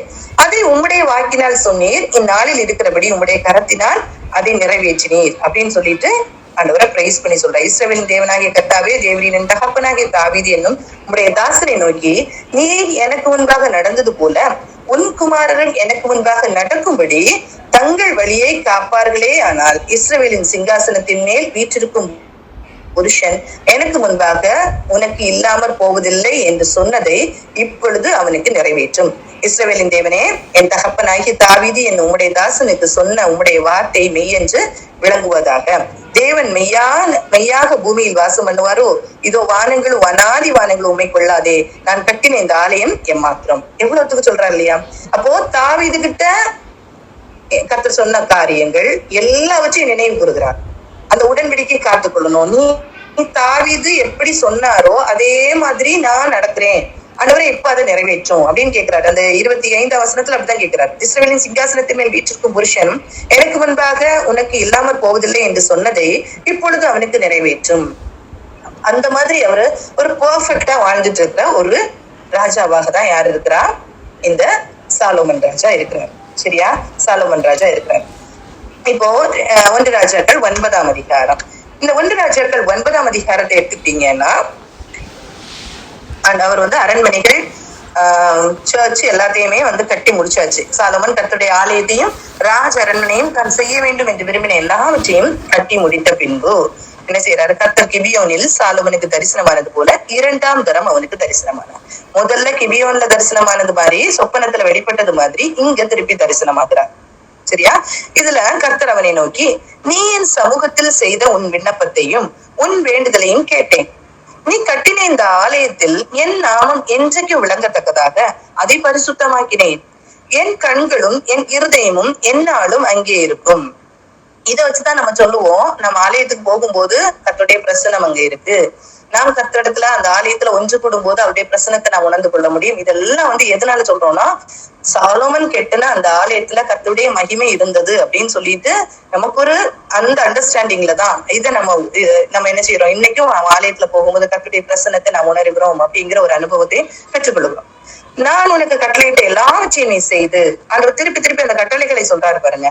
கட்டளையிட்ட எல்லாவற்றையும் நீ செய்து என் கட்டளைகளையும் என் நியாயங்களையும் கை கொள்ளும்படி என் சமூகத்திலும் மன உத்தமமும் செம்மையுமாய் உன் தகப்பனாகிய தாவீது நடந்தது போல நடப்பாயானால், நீ அப்படி நடக்கணும்னு சொல்ற. நீ நடப்பாயானால் இஸ்ரவேலின் சிங்காசனத்தின் மேல் உட்காரும் புருஷன் உனக்கு இல்லாமல் போவதில்லை என்று உன் தகப்பனாகிய தாவீதோடே நான் சொன்னபடியே இஸ்ரவேலின் மேலுள்ள உன் ராஜ்யபாரத்தின் சிங்காசனத்தை என்றைக்கும் நிலைக்க பண்ணுவேன். அப்போ தாவீதுக்கு கொடுத்த ஆசீர்வாதமும் அதே மாதிரி சாலோமன் இம்மட்டும் பொறுப்போடு எல்லா காரியத்தையும் தேவன் கொடுத்த ஞானத்தோடு செய்கிறதுனாலையும் ஆண்டவருக்கு சந்தோஷப்பட்டு அவர் திருப்பி தரிசனமாகிறாரு. திருப்பி தரிசனமாகி சொல்றாரு, நீ உன் தகப்பன் செய்தது போல நீ இதே மாதிரி காத்து கொண்டு நடந்துக்கோ. அப்படி நீ இருப்பீன்னா நான் சொன்னபடியே இஸ்ரவேல்ல உன் ராஜ்யபாரத்தின் சிங்காசனத்தை என்றைக்கும் நிலைக்க பண்ணுவேன். நீங்களும் உங்கள் பிள்ளைகளும் என்னை விட்டு பின்வாங்கி நான் உங்களுக்கு முன்வைத்த என் கற்பனைகளையும் என் கட்டளைகளையும் கை கொள்ளாமற் போய் வேற தேவர்களை சேவித்து அவர்களை பணிந்து கொள்வீர்களாகில், இவர் வேலை அதை கேட்காம வேற தேவர்களை பணிந்து கொண்டானா நான் இஸ்ரவேலுக்கு கொடுத்த தேசத்தில் அவர்களை வைக்காதபடிக்கு நிர்மூலமாக்கி என் நாமம் விளங்க நான் பரிசுத்தமாக்கின இந்த ஆலயத்தை என் சமூகத்தை விட்டு தள்ளுவேன். அப்பொழுது இஸ்ரவேல் சகல ஜனங்களுக்குள்ளும் பழமொழியாகவும் வசை சொல்லாகவும் இருப்பார்கள். இப்ப கர்த்தர் ஒரு கட்டளையை கொடுக்கிறார். நீ இப்படி செய்யாம இருந்தேனா, இப்படி நீ பண்ணினா, இப்படி நீ பண்ணினா நான் என்ன செய்வேன், உன் சமூகத்தை விட்டு நான் என்ன செய்வேன், தள்ளிடுவேன் அப்படின்னு சொல்லிட்டு சொல்றேன். அப்போ எப்பவுமே கர்த்தர் என்ன செய்யறாருன்னா அந்த எச்சரிப்பை கர்த்தர் கொடுக்கதான் செய்யறாரு. நீ கர்த்தரோடு ஸ்டெடியா வாழணும், அந்த கர்த்தரோட நிலைத்திருக்கிற ஒரு வாழ்க்கை வாழணும். அதுதான் கர்த்தர் எதிர்பார்க்கிறார். எப்பவுமே அதுதான் சொல்றாரு. அந்த கட்டளைகளை சொல்றாரு பாருங்க. இவ்வளவு காரியங்களை அந்த சாலோமன் ராஜா செய்யறாரு. நான் இப்ப எல்லா காரியங்களையும் சொன்னேன்ல, 1ஆம் அதிகாரத்துல இருந்து 8ஆம் அதிகாரம் வரைக்கும் கர்த்தர் அவரை நடத்தினதும் இவர் கர்த்தரிடத்துல சார்ந்திருக்கிற காரியத்தையும் நான் சொன்னேன். அப்ப இவ்வளவு ஆசீர்வாதங்களை பெற்றுக்கொண்டு ஒரு சார்ந்திருக்க வாழ்க்கை வாழ்ந்தாலும் திருப்பி 9ஆம் அதிகாரத்துல திருப்பியும் கர்த்தர் சொல்றாரு, இந்த கட்டளைகளின்படி நீ இருக்கணும். நீ இப்படி இருந்தானா நான் இப்படி இருப்பேன். நீ இப்படி இல்லாம போனீங்கன்னா, ஒருவேளை உன்னுடைய சந்ததியார் இல்ல விட்டு போனீங்கன்னா நானும் என்ன செய்வேன், அவங்க சமூகத்தை விட்டு என் சமூகத்தை விட்டு தள்ளுவேன். 7ஆம் வசனத்தை திருப்பி பாருங்க. 1 ராஜாக்கள் 9ஆம் அதிகாரம் 7ஆம் வசனம். நான் இஸ்ரவேலுக்கு கொடுத்த தேசத்திலே அவர்களை வைக்காதபடிக்கு நிர்மூலமாக்கி என் நாமம் விளங்க நான் பரிசுத்தமாக்கிய இந்த ஆலயத்தை என் சமூகத்தை விட்டு தள்ளுவேன். இந்த ஆலயம் அவ்வளவு மகிமை புரிந்துதான் இருக்குது. அந்த ஆலயத்தை நான் என்ன செய்வேன், தள்ளுவேன். அப்பொழுது இஸ்ரவேல் சகல ஜனங்களுக்குள்ளும் பழமொழியாகவும் வசை சொல்லாகவும் இருப்பார்கள். அப்போ இஸ்ரவேல் ஜனங்கள்னு சொல்லப்பட்ட ஜனங்கள் மற்றவர்களுக்கு முன்னால பார்க்கும்போது எப்படி ஆகுவாங்க, ஒரு மோசமான ஜனங்களாக, மீன்ஸ் அவங்கள குறித்து ஒரு மற்றவங்க குறை பேசுகிற ஒரு காரியமாக அது என்ன செய்ய போவோம், ஜனங்கள் மாறி போவார்கள் அப்படின்னு சொல்றாங்க. அப்போ கர்த்தர் சொல்ற காரியம் என்னன்னா, கண்டிப்பா அந்த கட்டளைகளை இன்னைக்கு ஃபாலோ பண்றோம், ஓகே, நாளைக்கும் ஃபாலோ பண்ணணும், till the end ஃபாலோ பண்ணணும். அதுதான் சொல்லிடுறாரு இல்லையா? சாலோமன் கிட்ட தெளிவா சொல்றாரு, நீ இந்த காரியத்தை கண்டிப்பா என்ன செய்யணும், ஃபாலோ பண்ணணும் அப்படின்னு சொல்லிட்டு சொல்றாரு. அப்ப இந்த மாதிரி காரியங்கள் நடக்குது. அடுத்தது பாருங்க, 10ஆம் அதிகாரத்துல இவருடைய அந்த ஞானத்தின் மிகுதி, அவருடைய ஞானம் அவ்வளவு பெருசா இருக்கு. 10ஆம் அதிகாரம் 1ஆம் வசனத்துல கர்த்தருடைய நாமத்தை குறித்து சாலோமனுக்கு உண்டாயிருந்த கீர்த்தி சேபாவின் ராஜஸ்திரிக்கு கேள்வியான போது அவள் விடுகதில்னாலும் அவரை சோதிக்கிறதற்காக வரான். சேபாவின் ராஜஸ்திரி வர்றாங்க, என்ன செய்யறாங்க, அவருடைய ஞானத்தை சோதிக்கிறாங்க. அந்த ஞானத்தை எல்லாம் அழகா இவர் காமிச்சு கொடுக்குறாரு. அவனும் பாராட்டி பரிசுகளை எல்லாம் கொடுக்குறாரு, எல்லாத்தையும் பெற்றுக் கொள்ளுகிறாரு. அப்போ இவ்வளவுத்துக்கு நல்லா இருந்த ராஜா 11ஆம் அதிகாரத்துல சாலோமன் ராஜாவுடைய வீழ்ச்சி இருக்கு. 15ஆம் அதிகாரம் 10 அதிகாரத்துல சொல்லப்பட்டிருக்கும், அவ்வளவு காரியங்கள் சொல்லப்பட்டிருக்கு. 10 அதிகாரத்துல அவ்வளவு காரியங்கள் சொல்லப்பட்டிருக்கு. ஆனா 15ஆம் அதிகாரத்துல பாத்தீங்கன்னா அவருடைய வீழ்ச்சி சொல்லப்பட்டிருக்கு, அவருடைய வீழ்ச்சி. அப்ப அதுதான் நம்ம இன்னைக்கு பார்க்க போறோம். நாமும் இன்னைக்கு நம்ம கர்த்தரிடத்துல இருந்து ஆசீர்வாதங்களை பெற்றுக் கொண்டோமா இல்லையா, நாம் உண்மையா மனசார அடுக்கி பார்த்தோம்னா இப்படிப்பட்ட ஆசீர்வாதங்கள் நாம் பெற்றுக்கொண்டிருக்கலாம். ராஜாவாக இல்ல, நம்முடைய வாழ்க்கையில இவ்வளவு காலங்கள் கடத்தி வந்த தேவன் ஒரு காரியங்களை நமக்கு செஞ்சிருக்காரு, கர்த்தர் செஞ்சிருக்காங்க. நம்மளும் கர்த்தருக்காக நிறைய காரியத்தை செஞ்சிருக்கிறோம் இல்லையா? அப்படி செய்ய வச்சிருக்காங்க கர்த்தர். நாம் செய்தோம் என்று அல்ல, கர்த்தர் செய்ய வச்சிருக்காரு நிறைய காரியத்தை. அப்படி நம்மளை பயன்படுத்துகிற தேவன் நாம் விழுந்து போக முடியுமா அப்படின்னு கேட்டா, கர்த்தரோடு இணைந்த ஒரு வாழ்க்கை இல்லாம இருந்தோம்னா கண்டிப்பா விழுந்து போகிற ஒரு சூழ்நிலை ஏற்படும். அதுதான் கிறிஸ்துல நிலைத்திருக்கிற ஒரு வாழ்க்கை. நம் கர்த்தரோடு நிலைத்திருக்கிற ஒரு வாழ்க்கை நாம் வாழணும் அப்படின்றத நம்ம கற்றுக்கொள்ள வேண்டும். இப்ப பார்ப்போம் 1 ராஜாக்கள் 11ஆம் அதிகாரம். ராஜாவாகிய சாலோமன் பார்வோனின் குமாரத்தியை நேசித்ததும் அல்லாமல், இப்போ 3rd அதிகாரத்திலேயே சொல்லப்பட்டது பார்வோனின் அந்த பெண்ணை நேசித்த, குமாரத்தியை நேசித்து திருமணம் பண்ணி கொண்டான். இப்ப அது மட்டும் இல்ல, கூட யாரையும் சேர்த்துக்கிறான் பாருங்க, மோவாபியரும் அம்மோனியரும். இந்த மோவாபியர் அம்மோனியர் யாரு? லோத்தின் பிள்ளைகள் இல்லையா? லோத்தின் மூலமாக உருவாக்கப்பட்ட கர்த்தரால் வெறுக்கப்பட்ட சந்ததி இல்லையா? கர்த்தரால் வெறுக்கப்பட்ட சந்ததி. அந்த ஜனங்கள் ஏதோமியர், சீதோனியர், ஏத்தியரு மக அந்நிய ஜாதியான அநேக ஸ்திரீகள் பேர் ஆசை விட்டார். ஆனா கர்த்தருடைய கட்டளை சொல்லப்பட்டிருக்கு பாருங்க. கர்த்தர் இஸ்ரவேல் புத்திரரை நோக்கி, நீங்கள் அவர்கள் அண்டைக்கும் அவர்கள் உங்கள் அண்டைக்கும் பிரவேசிக்கல் ஆகாது. அவர்கள் நிச்சயமாய் தங்கள் தேவர்களை பின்பற்றும்படி உங்கள் இருதயத்தை சாய பண்ணுவார். இது மோசே கிட்டேயே சொன்ன காரியம். திருப்பி யோசுவா கிட்ட சொல்லியிருப்பாரு. நீங்க இப்ப திருப்பி என்ன செய்யறாருன்னா, அந்த இஸ்ரவேல் ஜனங்க அதுதான் அந்த கட்டளையை தான் கர்த்தர் ஞாபகப்படுத்துறாரு. நீங்க நிச்சயமா ஏன் கர்த்தர் அப்படி போக கூடாதுன்னு சொல்றாரு? ஏன் நீங்க அந்நிய ஸ்திரீகளை திருமணம் பண்ணக்கூடாது, அந்நிய ஸ்திரீகளோடு நீங்க சேரக்கூடாது அப்படின்னு சொல்றாரு அப்படின்னா, கண்டிப்பா அவர்கள் என்ன செய்வாங்க, உங்கள் தேவர்களை விட்டு என்னை ஆராதிக்கிறதை விட்டு விக்கிரகங்களுக்கு நேராக உங்களை வழிபடி போக பண்ணுவார்கள் அப்படின்னு சொல்றாரு. அவர்கள் நிச்சயமாய் தங்கள் தேவர்களை பின்பற்றும்படி உங்கள் இருதயத்தை சாய பண்ணுவார்கள் என்று சொல்லி இருந்தார். சாலோமன் அவர்கள் மேல் ஆசை வைத்து அவர்களுடைய ஐக்கியமானார். சாலோமன் ஆசை வைத்து ஐக்கியமானார். இப்ப 10ஆம் அதிகாரம் வரைக்கும் ஞானத்துல நிரம்பி இருந்த சாலோமன், 10ஆம் அதிகாரம் வரைக்கும் கர்த்தருக்கு பிரியமானதை செய்த சாலோமன், கர்த்தரால் நடத்தப்பட்ட சாலோமன், கர்த்தருக்காக செய்த சாலோமன் 11ஆம் அதிகாரத்துல என்ன ஆயிடுச்சு? 11ஆம் அதிகாரத்துல இந்த இடத்துல வரும்போது அவர் என்ன செய்யறாரு? கர்த்தருக்கு பிரியம் இல்லாத காரியங்களை செய்யறாரு. யாரோட ஐக்கியம் கொள்ளுகிறார்? யாரோட ஐக்கியம் கொள்ளுகிறார்? அந்நிய பெண்களோடு ஐக்கியம் கொள்ளுகிறார், அந்நிய ஜாதிகளோடு ஐக்கியம் கொள்ளுகிறார். அவனுக்கு பிரபுக்கள் குலமான 700 மனையாட்டிகளும் 300 மறுமனையாட்டிகளும் இருந்தார்கள். அவனுடைய ஸ்திரீகள் அவருடைய இருதயத்தை வலிவு போக பண்ணினார்கள். அவன் எல்லாருக்கும் தெரியும், ஞானத்துல அதிகமானவரும் சாலோமன், அதிக பெண்களை திருமணம் பண்ணி கொண்டவரும் சாலோமன். இதுதானே யோசிச்சு பார்த்தா அது அதை யோசிக்கவே முடியாத ஒரு காரியம். ஒரு வருஷத்துல 365 நாட்கள் தான் உண்டு. ஆனா 1000 பெண்களை அவர் திருமணம் பண்ணியிருக்கிறாரு இல்லையா?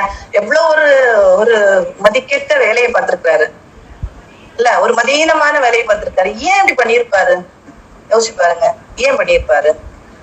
அந்த வசனத்தை நம்ம வாசிச்சுட்டு அதுக்கப்புறம் சொல்றேன். சாலோமன் வயது சென்ற போது அவனுடைய மனைவிகள் அவன் இருதயத்தை அந்நிய தேவர்களை பின்பற்றும்படி சாய பண்ணினார்கள். அதனால் அவனுடைய இருதயம் அவன் தகப்பனாகிய தாவீதின் இருதயத்தை போல தன் தேவனாகிய கர்த்தருடைய உத்தமமா இருக்கவில்லை.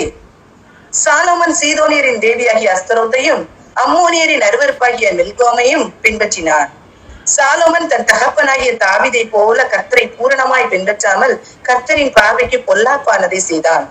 அப்பொழுது சாலோமன் எருசலேமுக்கு எதிரான மலையிலே மோவாபியரின் அருவருப்பாகிய காமோசுக்கும் அம்மோன் புத்திரின் அருவருப்பாகிய மோளோகுக்கும் மேடையை கட்டினான். இப்படியே தங்கள் தேவர்களுக்கு தூபம் காட்டி பலியிடுகிற அந்நிய ஜாதியாராகிய தன் ஸ்திரீகள் எல்லாருக்காகவும் செய்தார். எல்லா பெண்களுக்காகவும் என்ன செய்யறான்? விக்கிரகங்களை, விக்கிர தோப்புகளையும் எல்லாவற்றையும் உருவாக்குறான், வழி விலகி போகிறான்.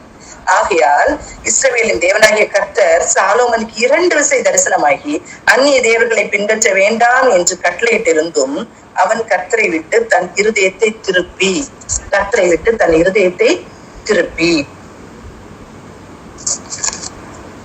பேச்சில் திருப்பி அவர் கற்பித்ததை கை கொள்ளாமல் போனதினால் கர்த்தர் அவன் மேல் கோபமானார். கர்த்தருடைய கோபம் இது வருது. கர்த்தர் 2 விஷயம் முதல்ல அவர் என்ன செய்ய ஸ்தோத்திர பலிகளை இடும்போது ஆண்டவர் சொப்பனத்துல அவருக்கு தரிசனமாகிறாரு. திருப்பி 2வது முறையும் தரிசனமாகுது. 2வது முறை தரிசனம் ஆகும் போது கர்த்தருக்கு தெரியும் இவனுடைய இருதயம் கொஞ்சம் வித்தியாசமா போகுதுன்னு கண்டிப்பா தெரிஞ்சிருக்கும். அதனால திருப்பியும் அந்த கட்டளையை அவர் என்ன செய்யறாரு, நினைவூட்டி கொடுக்கிறாரு. அந்த நினைவூட்டி கொடுத்த பிறகும் இந்த காரியத்தை எல்லாம் செய்யறாரு. இப்ப நம்ம வாசிச்சோமே எல்லா காரியத்தையும் செய்யறாரு. எப்படி சாலோமனால இப்படி பாவம் முடிச்சுது? ஏன் இப்படி செஞ்சாரு? மேபி அவர் யோசிச்சிருக்கலாம். நான் யோசிக்கிறேன், அவர் யோசிக்கலாம். கர்த்தர் அவருக்கு அவ்வளவு ஞானத்தை கொடுத்தாருல, இவ்வளவு ஞானத்தை கொடுத்து எல்லாவற்றையும் நான் செய்தேன், எனக்கு இந்த பெண்களை மேனேஜ் பண்ண முடியாதா அப்படின்னு அவர் நினைச்சிருக்கலாம். நான் இந்த காரியத்தை எல்லாம் செய்யறேனே, இந்த அறிவு ஞானம் எனக்கு இருக்குதே, இந்த காரியம் எத்தனை பேர் அவர் பார்த்திருப்பாரு, எத்தனை பேர் அவரை சோதிக்க வந்தாங்க, எத்தனை பேரை பாக்குறாரு. அவர் நினைக்கிறாரு ஏன் இந்த ஞானத்தை கொடுத்து வச்சு நான் இவங்களை சமாளிக்க முடியாதான்னு நினைச்சிருப்பாரு கண்டிப்பா. ஆனா இந்த ஞானம் யார் கொடுத்தது? கர்த்தர் கொடுத்தது. இந்த ஞானம் கர்த்தர் கொடுத்தது. நமக்கும் இன்னைக்கு ஒவ்வொருத்தருக்கும் கர்த்தர் டேலண்ட கொடுத்திருக்காங்க, அப்படித்தானே? எத்தனை காரியங்களை நம்ம செஞ்சிருக்கிறோம், எத்தனை காரியங்கள் நம்ம சின்ன வயசுல இருந்தே நம்ம பார்க்கும்போது எத்தனையோ இடத்துல நம்ம நல்ல மார்க் செக்யூர் பண்ணிருப்போம், நல்ல ஸ்பீச் பண்ணிருப்போம், இல்ல ஏதோ ஒரு காரியத்துல ஸ்போர்ட்ஸ்ல கேம்ஸ்ல ஏதோ இடத்துல கர்த்தர் கண்டிப்பா ஷைன் பண்ண வச்சிருப்பாங்க. இதெல்லாம் யார் கொடுத்தது? கர்த்தர் கொடுத்தது. அந்த கர்த்தர் கொடுத்த ஞானத்தை நம்ம என்ன பண்ணி கொண்டிருக்கிறோம்? இன்னைக்கு கர்த்தருக்குள்ளாலதான் நம்ம அதை யூஸ் பண்றோமா, இல்ல கர்த்தருக்கு வெளியே நம்ம யூஸ் பண்றோமா? இதுதான் நம்ம யோசிக்க வேண்டிய காரியம்.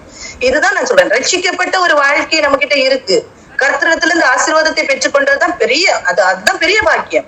அவ்வளவு பெரிய பாக்கியத்தை பெற்றுக்கொண்ட நாம் இன்னைக்கு கர்த்தர் கொடுத்த டேலண்ட் தான், அந்த டேலண்ட்ஸ கர்த்தர் கொடுத்த நாலேஜ் தான், அந்த நாலேஜை எதுக்கு பயன்படுத்துறோம்? எதுக்கு நம்ம பயன்படுத்தி கொண்டிருக்கிறோம்? நம்ம பண்ணிடலாம் இல்லையா? நம்ம சிலதுல பிராக்டிஸ் ஆயிடுறோம் இல்லையா? சில காரியத்தை பண்ணி நமக்கு அது பிராக்டிஸ் ஆயிடுது. பிராக்டிஸ் ஆனோடனே ஓகே பண்ணிடலாம் அப்படின்னு நினைச்சு நம்ம போவோமானால் கண்டிப்பா நமக்கும் என்ன நம்மளும் வலிவி போயிடுவோம். நம்ம எங்கேயோ மிஸ் ஆயிடுவோம். எங்க மிஸ் ஆகுறோன்னே தெரியாத அளவுக்கு நம்ம மிஸ் ஆயிடும். இது நிச்சயம். சாலோமனுடைய வாழ்க்கை உன்னுடைய ஞானத்தை போல வேற ஒரு ஞானம் யாருக்குமே இல்லைன்னு சொல்லிட்டாரு. உன் காலத்திலயும் இல்ல, உன் பின்னாலையும் இல்ல, உனக்கு முன்னாலேயும் இல்ல, அந்த மாதிரி சொல்லிட்டாரு. அவ்வளவு ஞானத்தை கொடுத்த தேவன். இந்த ஞானத்தை வைத்துக் கொண்டு அவர் என்ன நினைச்சிருப்பாரு? நான் எல்லா காரியத்தையும் சமாளிச்சுப்பேன். இல்லன்னா கர்த்தர் சொன்னதை கண்டிப்பா கேட்டிருப்பாரு இல்லையா? கர்த்தர் திருப்பி அதுல அந்த வசனம் சொல்லியிருப்பாருங்க. 1 ராஜாக்கள் 11ஆம் அதிகாரம் 9ஆம் வசனம்.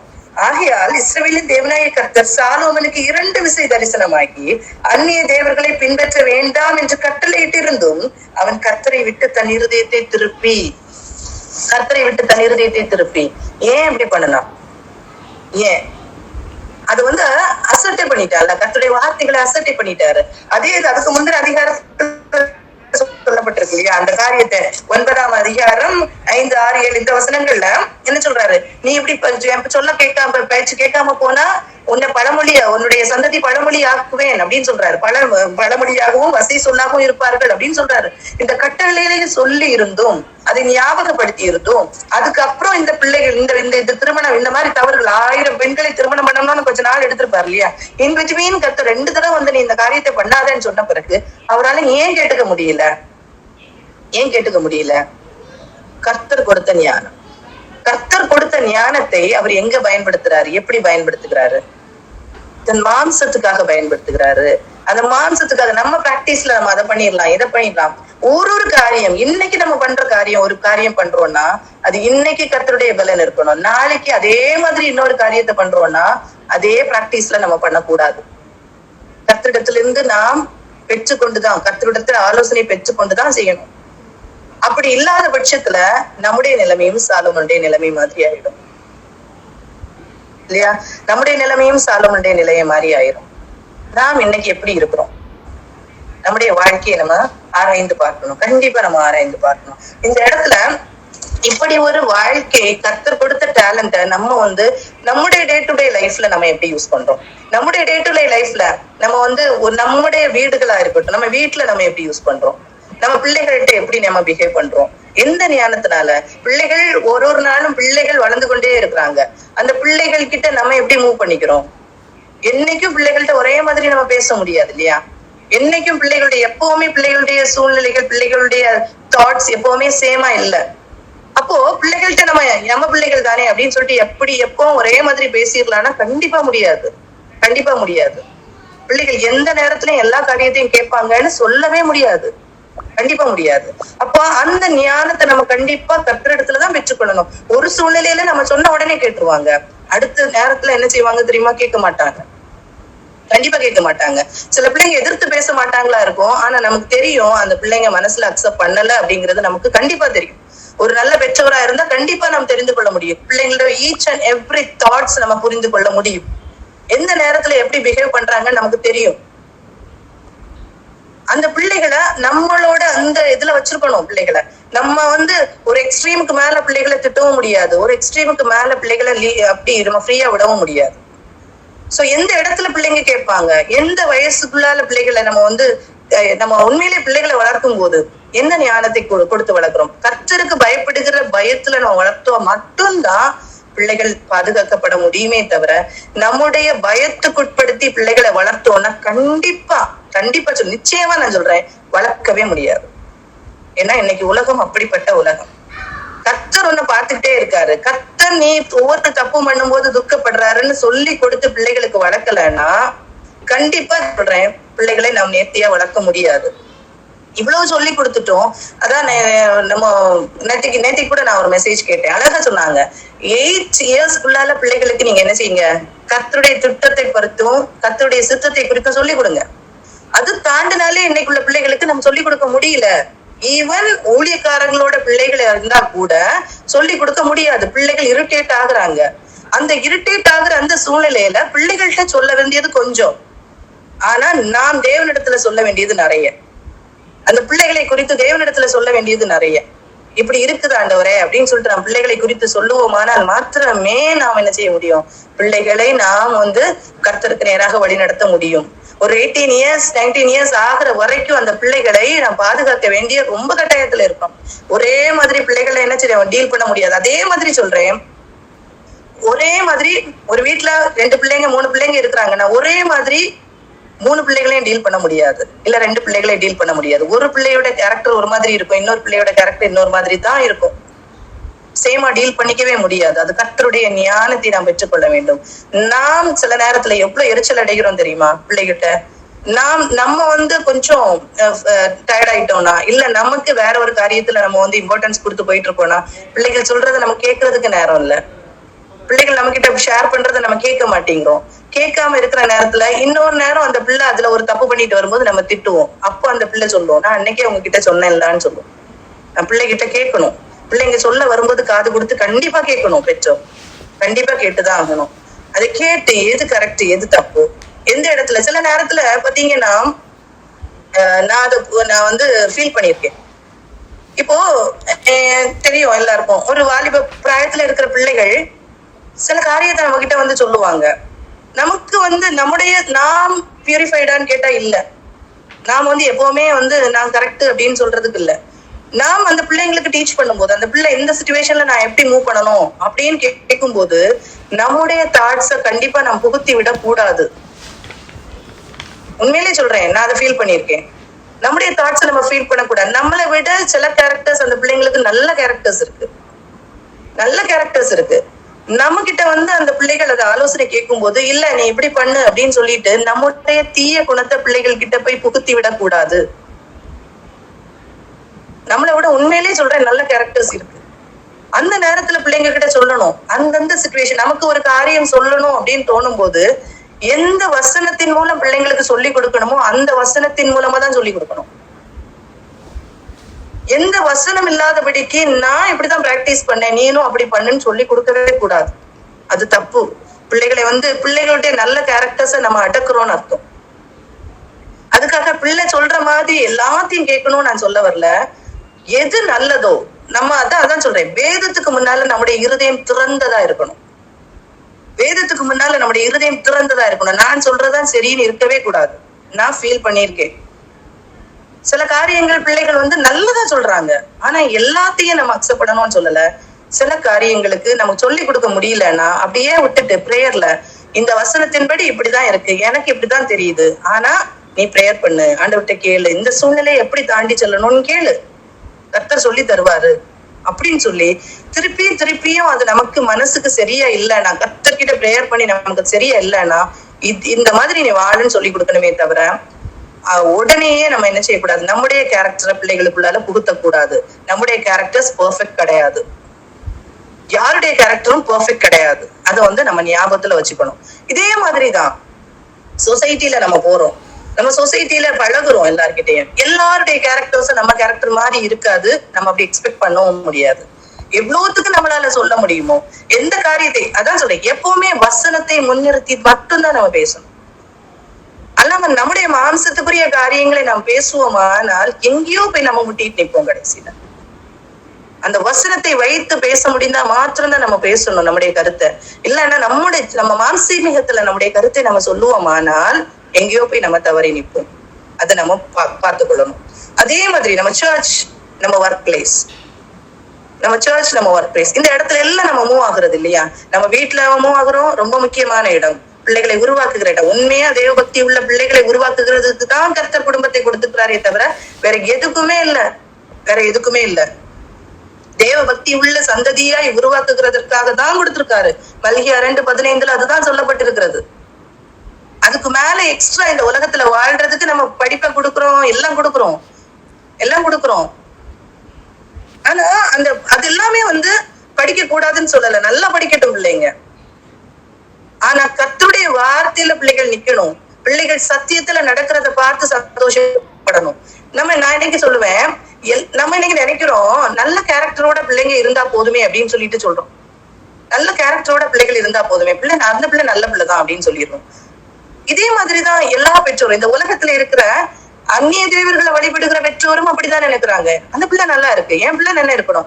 எந்த பெற்றோருமே நினைக்கல என் பிள்ளை வந்து குடிக்கணும், என் பிள்ளை வந்து தவறான காரியத்துக்கு போகணும், எந்த பெற்றோருமே நினைக்கல.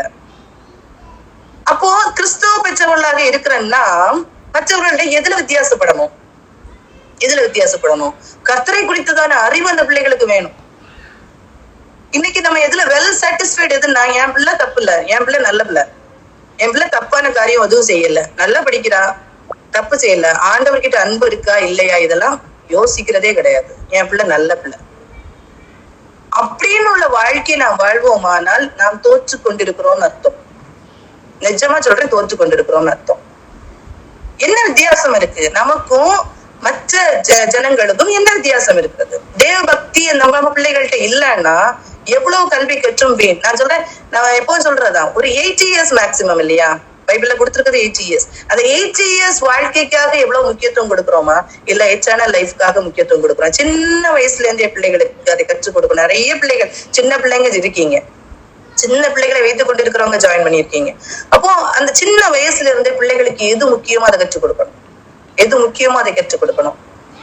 எல்லா பெற்றோரும் நம்ம அதை ஞாபகத்துல வச்சிருக்கணும். அந்த டிஃபரன்ஸை நம்ம புரிஞ்சுக்கணும். நம்ம இந்த டிஃபரன்ஸ் புரியாம இருக்கிறதுனாலதான் நம்ம அப்படியே போய் கொண்டு இருக்கிறோம். உலகத்துல இருக்க எல்லா பெற்றோரும் என் பிள்ளை நல்லா இருக்கணும்னு தான் நினைக்கிறாங்க. இல்ல, அது வந்து இல்லாம எந்த பெற்றோரும் இல்லை. என் பிள்ளை நல்லா இருக்கணும், நல்லா படிக்கணும், எந்த தீமைக்கும் போகக்கூடாது, நல்ல குணநலன்கள் இருக்கணும் அப்படிங்கறது எல்லா பெற்றோருமே இருக்கிறாங்க.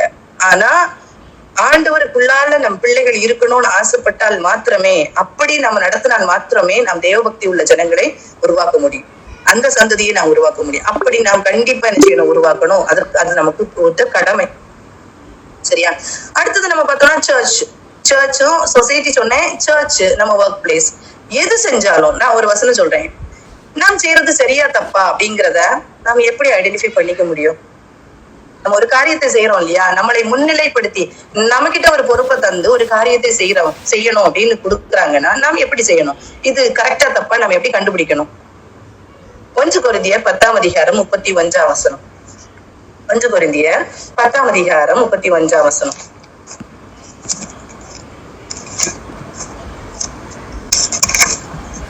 ஆகையால் நீங்கள் புசித்தாலும் குடித்தாலும் எதை செய்தாலும் எல்லாவற்றையும் தேவனுடைய மகிமைக்கென்று செய்யுங்கள்.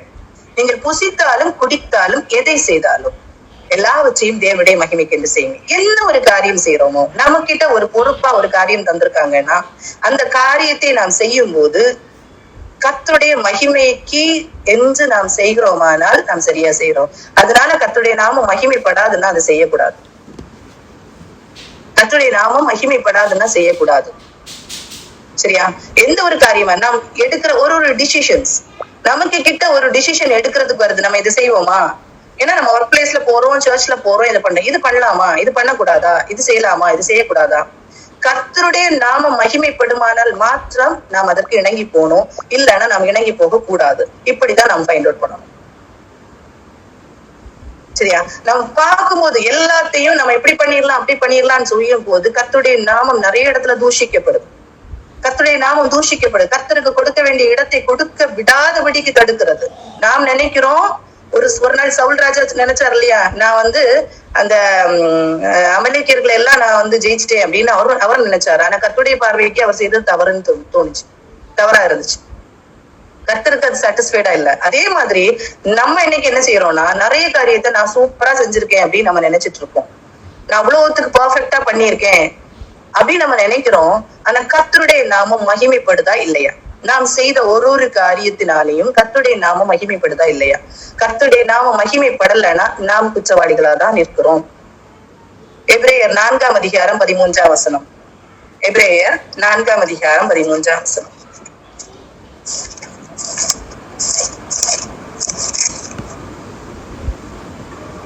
அவருடைய பார்வைக்கு மறைவான சிருஷ்டி ஒன்றுமில்லை, சகலமும் அவருடைய கண்களுக்கு முன்பாக நிர்வாணமாயும் வெளியரங்கவுமா இருக்கிறது. அவருக்கே நாம் கணக்கு ஒப்புவிக்க வேண்டும். நாம் கர்த்தருக்கு கண்டிப்பா கணக்கு ஒப்புவிக்க வேண்டும். கர்த்தருக்கு முன்பாக எதையும் மறைக்க முடியாது. நம்முடைய இருதயத்தை ஆராய்ந்து பார்க்கிற தேவன் அவர். நாம் எதுக்காக ஒரு காரியத்தை செய்கிறோம், எல்லாவற்றையும் நம்முடைய இன்டென்ஷன், அதுதான் முக்கியம். எப்போ சொல்லுவேன், intention is important, very very important. எதுக்கு செய்யறோம், ஏன் செய்யறோம் இந்த காரியத்தை, இது ரொம்ப முக்கியம். ஏன் செய்யறோம்? அவருடைய பார்வைக்கு மறைவானது ஒன்றுமில்லை. நம்ம எவ்வளவு நம்ம பரிசுத்தமா இருக்கணும், பரிசுத்தமா இருக்க வாஞ்சிக்கணும். யாரும் பரிசுத்தர்கள்னு நான் சொல்ல வரல, நானும் பரிசுத்தன்னு சொல்ல வரல, ஆனா வாஞ்சிக்கணும். கர்த்தருடைய கண்களுக்கு மறைவானது ஒன்றுமே இல்லை. எவ்ரிதிங், எல்லாமே அவருக்கு நிர்வாணமும் வெளியரங்கமா இருக்கிறது. அவருக்கு கணக்கு ஒப்புவிக்க வேண்டும். நாம் கர்த்தருக்கு கணக்கு ஒப்புவிக்க இத்தனை ஆசீர்வாதங்களை பெற்றுக் கொள்ளுகிறோமே, இத்தனை ஆசீர்வாதங்களை பெற்றுக்கொண்டுதானே இந்த உலகத்துல நம்ம வாழ்ந்துட்டு இருக்கிறோம். கர்த்தருடைய நாம மகிமைக்காக நாம் செய்யறோமா, இல்ல நம்முடைய இஷ்டத்திற்கு நமக்கு எது நல்லதுன்னு தோணுதோ அதை செய்யறோமா? நமக்கு எது நல்லதுன்னு தோணுதுன்னு செய்யறோமா? இல்லையா? ஏதேன் தோட்டத்துல ஆதாமும் ஏவாளும் நிர்வாணிகளா இல்ல, முதல்ல தேவனுடைய மகிமையினால நிரப்பப்பட்டிருந்தாங்க. ஆனா எப்ப பாவம் செய்தாங்களோ பிசாசு சொல்லிட்டானே நிர்வாணி. அவங்களுக்கு அதுக்கு முன்னாடி நிர்வாணினே தெரியாது. அதுக்கு முன்னாடி ட்ரெஸ் போட்டு யாரையாவது பார்த்தாங்களா? இல்லையே. ஆனா நிர்வாணி அப்படின்னு சொல்லிட்டு அவங்களுக்கு அறிவிக்கப்படுகிறது. யாரு நிர்வாணி என்று உங்களுக்கு அறிவித்தவன் யார் அப்படின்னு கர்த்தர் கேட்கிறாரு இல்லையா? ஆனா அவங்க பண்றாங்க, அவங்க படப்படன்னு எடுத்து அத்தி இலைகள் எல்லாம் போட்டு அவங்களா ஒரு ட்ரெஸ்ஸ ஃபார்ம் பண்ணிட்டு நிக்கிறாங்க. ஆனா கர்த்தருக்கு முன்னால வர முடியல. இப்படி நாம் நமக்கு ஏற்றபடி ஒரு நீதியை பண்ணி கொண்டு நாம் கரெக்ட் ஓகே அப்படின்னு நம்ம நினைச்சிட்டு இருந்தோம்னா கண்டிப்பா சொல்றேன், கர்த்தருக்கு முன்னால நம்ம போக முடியாது. அதான் சொல்றேன், எதை செய்தாலும் அது கர்த்தருக்கு பிரியமானதா? நாம் தவறுகிறோம் இல்ல நான் சொல்லல, எல்லாத்திலையும் பெர்ஃபெக்டா இருக்கிறேன்னு நான் சொல்லல. ஆனா நம்ம எப்பவுமே என்ன செய்யணும், நம்ம அதை யோசிக்கணும். எதை செய்தாலும் அதை கர்த்தருடைய நாம மகிமைக்கென்றே நாம் செய்யணும். அப்படி செய்வோமானால் மாத்திரம்தான் நம்ம கனி கொடுக்கிற ஒரு வாழ்க்கையை கொடுக்க முடியும். இல்லைன்னா நாம் மற்ற பிள்ளைகளுக்கு ஒரு முன்மாதிரி இல்லாதபடிக்கு நாம் வாழ்ந்து விடுவோம். ஏன்னா நாம் கிறிஸ்தவர்கள், நான் ஆண்டவரை பின்பற்றுறேன், நான் ஜெபிக்கிறேன், நான் ஆண்டவரை நேசிக்கிறேன்னு சொல்லிட்டு தான் நம்ம வாழ்ந்துட்டு இருக்கிறோம் இல்லையா? அப்படி இருக்கிற நாம் கண்டிப்பா நம் சாட்சிகளா இருக்கணும். மத்தேயு 18ஆம் அதிகாரம் 6ஆம் வசனம். மத்தேயு 18ஆம் அதிகாரம் 6ஆம் வசனம்.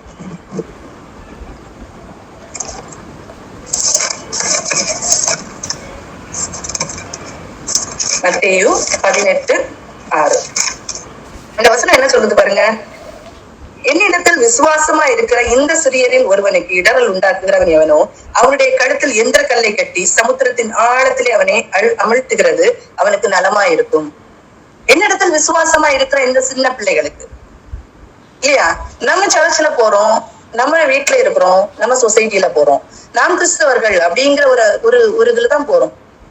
இதுல விசுவாசமா இருக்கிற என்னுடைய பிள்ளைகளுக்கு இந்த சிறியல ஒருத்தங்களுக்கு இடர்கள் உண்டாக்கினா நம்முடைய வாழ்க்கை இடர்கள் உண்டாக்குமானா நம்முடைய கருத்துல இந்திரக்கல்லை கட்டி சமுத்திரத்தின் ஆழத்துல கொண்டு போறோம். ஏன் நான் சொல்றேன்னா, நம்மை பார்த்து நாம் இன்னைக்கு என்ன எத்தனை பிள்ளைங்களை அக்செப்ட் பண்றாங்களோ, இந்த ஆன்டி குட் அப்படின்னு அக்செப்ட் பண்ற பிள்ளைகள், நான் என்ன செய்யறனோ அதுதான் அந்த பிள்ளை செய்யும். நான் என்ன செய்யறனோ அது அந்த பிள்ளை செய்யும். நான் சொல்லி கொடுக்கறது அந்த பிள்ளை செய்யும். நான் தப்பா சொல்லி கொடுத்திருந்தேனால் அந்த பிள்ளை அதே காரியத்தை தான் போய் செய்யும். அப்ப நான் தப்பா சொல்லி ஒரு மாடல் வச்சிருந்தேன்னா அந்த பிள்ளை அந்த காரியத்தை தான் செய்யும். நான் எப்படி பிள்ளைகளை பழக்க வைக்கிறோம்? நான் பிள்ளைகளை அப்படிதான் பழக்கி வைக்கிறோம்னா, நம்முடைய ஓன் ஸ்டைல்ல நம்ம என்னென்னமோ செய்யணும்னு நினைக்கிறத பிள்ளைகளுக்கு திணித்து நாம் செய்கிறோமானால் அந்த பிள்ளைகள் ஒருவேளை ஆண்டவருக்கு பிரியமில்லாத காரியங்களை செய்து கொண்டு இருப்பார்களானால் நாம் தான் அதற்கு நாம் தான் என்ன செய்யணும்? அது பழியை ஏற்றுக்கொள்ள வேண்டியவர்கள் நாம் தான், இல்லையா? அதனால எந்த இடமும் நாம் நம்முடைய பிள்ளைகளுக்கு செய்யக்கூடாது. சொல்லி கொடுக்கிற சின்ன இளம் பிள்ளைகளுக்கு நம்ம கற்றுக்கொண்டு கொடுக்க வேண்டிய காரியம் மாதிரியான ஒரு வாழ்க்கை. அந்த வாழ்க்கை நாம் வாழலன்னா உண்மையிலே கர்த்தர்கிட்ட நம்ம நிலைத்திருக்கலன்னு அர்த்தம். கர்த்தர்கிட்ட நாம் நிலைத்திருக்கிறோம் ஆனால் எப்போதுமே கர்த்தர்கிட்ட கேட்டு கேட்டு கேட்டு கேட்டு கேட்டு கேட்டு ஒரு நாளும் கேட்டு நாம் நடந்து கொள்ளுவோம். அதுதான் சத்தியம். நாம் எப்படி நடந்து கொள்ளுகிறோங்கிறது ரெண்டாவது. அதுதான் சத்தியம். அந்த சத்தியத்தின்படி நம்ம வாழ நம்மளே ஒப்பு கொடுக்கணும். நம்ம ஒப்பு கொடுக்கணும். அப்படி நான் வாழும்போது மாத்திரமே கனி கொடுக்கிற ஒரு வாழ்க்கையை நாம் வாழ முடியும். கனி கொடுக்கிற ஒரு வாழ்க்கை வாழணும் அப்படின்னா கண்டிப்பா கனி கொடுக்கிற ஒரு மரத்துக்கு என்ன உண்டு? அடி உண்டு. கனி கொடுக்கிற மரத்துக்கு அடி உண்டு. அப்படிதான் மாம்பழம் நிறைந்து நிற்குதுன்னா கண்டிப்பா கல்லறி உண்டு. அதை பெற்றுக்கொண்டும் அது என்ன செய்யும்? கனிகளை கொடுத்து கொண்டிருக்கு. நான் ஒரு சின்ன எக்ஸாம்பிள், ஒரு சின்ன ஒரு இல்லஸ்ட்ரேஷன் நான் சொல்றேன். ஒரு மரம் வளருது. அது செடியா இருக்கு, வளருது. அது வளரும் போது ஆழமான வேர்களை என்ன செய்யும்? உள்ள விடும். உள்ள விட்டு அது ஒரு பெரிய மரமாக வளரும் போது ஆழமான வேர் உள்ள இருக்கும். அப்பதான் காற்றடித்தாலும் என்ன செய்யாது? அது விடாதபடிக்கு நின்று கொண்டிருக்கு, இல்லையா? அந்த மரம் கனி கொடுக்கிற ஒரு மரமாக வரணும். இப்போ ஃபர்ஸ்ட் அது என்ன செய்யும்? பூக்களை கொடுக்கும், இல்லையா? தான் நம்முடைய வாழ்க்கையோட நம்ம ஒப்பிட்டு பார்ப்போம். இதுதான் இந்த பூ கொடுக்குது, இல்லையா? இந்த பூ கொடுக்கிற இந்த அனுபவம் தான் என்னன்னா ரட்சிக்கப்பட்டுகிற ஒரு அனுபவம். நம்முடைய வாழ்க்கையில ஒரு ரட்சிப்பு அப்படிங்கிற ஒரு அனுபவம். இந்த பூ கொடுக்கிற அனுபவம், இந்த பூக்கள் இருக்குல்ல, எல்லா பூக்களும் காயாக மாறிடுதா? இல்ல கண்டிப்பா இல்ல. நிறைய பூக்கள் உதிர்ந்து போகும். ஏன் உதிர்ந்து போகுது? ஏதோ ஒண்ணு அதுக்கு கிடைக்கல, ஏதோ ஒண்ணு அதுல இல்ல. அப்போ அது அந்த மரத்திலிருந்து சம்திங் இஸ் மிஸ்ஸிங் அதுக்கு. அப்ப அந்த பூ உதிர்ந்து போகுது. அதே மாதிரிதான் ரட்சிக்கப்பட்ட எல்லாரும் என்ன செய்ய முடியாது? கனி கொடுக்க முடியாது. சரி, காய் ஆயிடுச்சு. காய் ஆயிடுச்சா எல்லா காயுமே கனியா பெரிய காயா மாறிடுதா? இல்ல, எல்லா காயுமே பெரிய காயா ஆகல, இல்லையா? சின்ன காய்கள் நிறைய. ஒரு மாங்காய் மரத்தை நீங்க ஞாபகம் வச்சுக்கோங்க, நிறைய உதிர்ந்து போகுது, இல்லையா? ஏன் உதிர்ந்து போகுது? அந்த மரத்துல இருந்து சம்திங் இஸ் மிஸ்ஸிங், இல்லையா? அந்த மரத்துல இருந்து அதுக்கு ஏதோ கிடைக்கல, ஊட்டச்சத்து ஏதோ கிடைக்கல, அது விழுந்து போகுது, இல்ல? ஏதோ ஒரு நெருக்கத்துல ஏதோ ஒரு காற்றடிக்குதோ எப்படியோ அது என்ன செய்யுது? விழுந்து போகுது. எல்லாமே கனி கொடுக்கல. எல்லா காய்களும் பெரிய காய்களா மாறல. ஆனா ஒரு சிலது என்ன செய்யுது? பெரிய காய்களா மாறுது. இந்த காய்களா மாறி அது என்ன செய்யுது? கனி கொடுக்குது. அந்த நல்ல கனி கொடுக்கிற அந்த ஒரு பழத்தை பறித்து நாம் சாப்பிட்டு விட்டு அந்த சீடை எடுத்துதான் நம்ம என்ன செய்வோம்? இன்னொரு செடிய உருவாக்குவோம். இப்படி நாம் கனி கொடுக்கிற ஒரு வாழ்க்கை வாழ்ந்தால் மட்டுமே என்ன செய்ய முடியும்? நாம் மற்றவர்களை உருவாக்க முடியும். அந்த கனி கொடுக்கிற ஒரு வாழ்க்கை இல்லைன்னா, நம்ம என்ன செய்ய முடியாது? உருவாக்க முடியாது.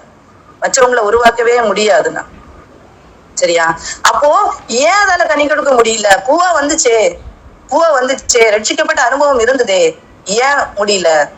அந்த ஊட்டச்சத்து இல்ல. நமக்கு வசனம் தான் ஊட்டச்சத்து. அந்த வசனமாகிய ஊட்டச்சத்து நமக்குள்ளால கொடுக்கப்படலைன்னா, அந்த வசனம் இல்லாதபடிக்கு உண்மையிலே நம்ம நிற்கவே முடியாது. அற்புதங்களுக்காக அடையாளங்களை பெற்றுக் கொண்டிருந்தும் வசனம் நமக்குள்ளால இல்லைன்னா நம்ம நிற்க முடியாது, இல்லையா? நம்ம ஓமையிலே பாக்குறோம், விதைக்கிறாங்க, 1 கொடுக்குது, 60 கொடுக்குது, 100 பலன் கொடுக்குது. அதுக்கு முன்னாடி பறவைகள் பொறுக்கி கொண்டு போது, முள்ளுல நெருக்கப்படுது, பாறைகள்ல விழுந்தது சீக்கிரம் உலர்ந்து போகுது, இல்லையா? இப்படி எத்தனையோ காரியங்கள் சொல்லப்படுது. ஆனா இந்த வசனம் கற்பாறையில கட்டப்பட்டது மாதிரி நம்ம கர்த்தராகிய கிறிஸ்துவுல கட்டப்படாதபடிக்கு நாம் இருப்போமானால் நாம் காயாக மாற முடியாது. காய் வந்த உடனேயே அது பலன் கொடுக்கறதும் இல்லை. அது பெரிய காயாக மாறணும். அது பெரிய காயாக மாறி நல்ல ஒரு கனியாக மாறணும். அது நல்ல கனியா மாறணும்னா அது அந்த மரத்திலேயே நின்று பழுத்து அதை பறித்து நாம சாப்பிடும் போதுதான் தெரியும் அதோட டேஸ்ட் எவ்வளவு நல்லா இருக்கும் இல்லையா? அப்படி ஒரு கனி கொடுக்கிற வாழ்க்கை கர்த்தரிடத்துல நிலைத்திருந்து நாம் செய்வோமானால், நாம் அதை பெற்றுக் கொள்வோமானால் நாம் தான் பாக்கியம் உள்ளவர்கள். முடிவு பரியந்தம் நிலை நிற்கிறவனே ரட்சிக்கப்படுவான். இப்படி ஒரு கனி கொடுக்கிற அனுபவம் நமக்கிட்ட இருந்து வெளிப்படணும். அப்படி வெளிப்படுறதுக்கு நம்ம ஆசைப்படுவோம். எல்லாம் வெளிப்படல, இன்னும் எவ்வளவோ குறைவுகள் நம்ம கிட்ட இருக்கு, நம்ம ஆசைப்படுவோம், வாஞ்சியோடு அதை தேடுவோம். வசனம் நம்ம உள்ள போனோம். வசனம் நம்ம அறிவுல போகிறதல்ல, நம்ம இருதயத்துக்குள்ளால போகணும். நல்ல ஒரு குடும்பத்தை உருவாக்கும், நல்ல ஒரு சமுதாயத்தை உருவாக்கும், நல்ல ஒரு திருச்சபையை உருவாக்கும், நல்ல ஒர்க்கிங் என்விரான்மெண்ட நல்லபடி ஆண்டவருக்கு நேராக நம்ம கொண்டு வருவோம். அப்படி கொண்டு வராதபடிக்கு நாம் இருப்போமானால் நாமும் குறைவுபட்டவர்களாக இருக்கிறோம்னு அர்த்தம். ஏன்னா கனி கொடுக்கிற வாழ்க்கை இல்லை. ஆனா கனி கொடுக்கிற மரத்துக்கு கண்ணம் உண்டு, அடி உண்டு, கல்லறி உண்டு. அது எல்லாம் இது பண்ணி நம்ம என்ன செய்யணும்? கர்த்தருக்குள்ளால நிலைத்திருந்து நாம் கனிகளை கொடுக்கிறவர்களாக நாம் வாழுவோம். அதுதான் ஒரு கனி கொடுக்கிற ஒரு ஃப்ரூட்ஃபுல் லைஃப். அந்த லைஃப் மற்றவர்களுக்கு சாட்சியாக, மற்றவர்களை உருவாக்குகிற ஒரு லைஃபாக மாறணும். இருதயத்துல வைத்துக் கொள்வோம். கர்த்தரோட நிலைத்திருந்து வாழுகிற ஒரு வாழ்க்கை நமக்கு வேணும். அதை என்னைக்கும் வாஞ்சிப்போம். கர்த்தரோட அதை கேட்போம். என்னைக்கு ஆண்டவரே உங்களையே சார்ந்திருக்கிற ஒரு வாழ்க்கை. ஒரு எக்ஸாம்பிள் சொல்லுவாங்க, ஒரு திராட்சை செடியில அந்த கொடி நல்ல கனிகளை கொடுத்திருக்கும். கொடுக்கும் போது அது தானாவே சில நேரம் அது உடைஞ்சி, மீன்ஸ் அதுக்குள்ளால ஃபுல்லா அட்டாச்சா இல்லாம கொஞ்சம் அப்படி முறிஞ்சு. இப்ப நல்ல ஒரு மரம் நிறைய ஒரு பிரான்ச்ல நிறைய கனிகள் வந்துச்சுன்னா இந்த வெயிட் தாங்காம அது ஒடிஞ்சுடும்ல. அது ஒடிஞ்சிருந்தா அது என்ன செய்யும்? காஞ்சுதான் போகும். அந்த மாதிரி நான் நிறைய கனி கொடுக்குறேன்னு சொல்லிட்டு ஆண்டவரை விட்டு விலகியும் நம்ம போயிடக்கூடாது. எந்த நாளானாலும் என்ன நாளானாலும் கர்த்தரோடு இணைந்து வாழ்கிற ஒரு வாழ்க்கை நாம் வாழுவோமானால் நாம் கனி கொடுக்கிற வாழ்க்கையை வாழ முடியும். நம்முடைய வாழ்க்கை ஒரு ஃப்ரூட்ஃபுல் லைஃபா இருக்கும். நித்தியம் அவர்களுக்கு தான் நித்திய ஜீவன் உண்டு, நித்திய ராஜ்யம் உண்டு. சரியா? நீ கற்றுக்கொண்ட காரியத்தை மனதுல வைத்துக் கொண்டும் நாம் எல்லாரும் கனி கொடுக்கிற ஒரு அனுபவத்துக்குள்ளால வரணும் அப்படிங்கிற அந்த பாரத்தோடு இந்த நாளைக்குள்ளே ஆராதனைக்காகவும் இன்னும் பாரத்தோடு வந்திருக்கிற மக்களுக்காகவும் சோபனா பிரேயர்.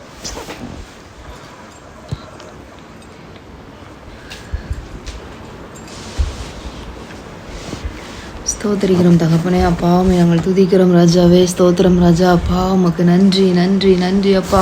ஹல்லேலூயா. சேனைகளின் கர்த்தரே உமக்கு நன்றி அப்பா. ஸ்தோத்திரிக்கிறோம் தகப்பனே.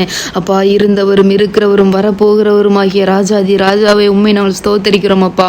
ஹல்லேலூயா. நீர் எத்தனை நல்லவர் அப்பா. ஐயா நீர் எத்தனை பெரியவர் ஆண்டவரே. ஸ்தோத்திரிக்கிறோம் பிதாவே. ராஜா ஆண்டவரே அப்பா ஸ்தோத்திரம் ஐயா ஆண்டவரே. அப்பா உம்மோடு நித்திய காலமாய் ஐயா ஆண்டவரே எங்களை வைத்துக் கொள்வதற்காக ஏசப்பா நீர் எங்களை தேடி வந்தீர் ஆண்டவரே. எங்களை மீட்டு கொண்டீரப்பா. எங்களுக்காய் ஆண்டவரே உம்முடைய சத்திய ஆவியாகிய தேற்ற வாழனை தந்து எங்களை நடத்தி வருகிறீரப்பா. உமக்கு நன்றி அப்பா. ஹல்லேலூயா அப்பா. இந்த வேளையில ராஜா ஏசப்பா உம்முடைய சத்தியத்தை எங்களுக்கு நீர் கற்று தந்தீரே. உமக்கு நன்றி. ஹல்லேலூயா. உம்மை நாங்கள் துதிக்கிறோம் அப்பா. ஸ்தோத்திரிக்கிறோம் அப்பா. ஆண்டவரே ஏசப்பா எங்களுக்கும் ஆண்டவரே ஐயா ஆண்டவரே அப்பா இப்படிப்பட்ட நன்மைகளை நீர் வைத்திருக்கிறீரே. நித்திய ஜீவனை வாக்கு பண்ணி இருக்கிறீரே அப்பா. உமக்கு நன்றி தகப்பனே. ஏசப்பா ஸ்தோத்திரிக்கிறோம் அப்பா. எத்தனையோ பேர் அழைக்கப்பட்டவர்கள் உண்டப்பா.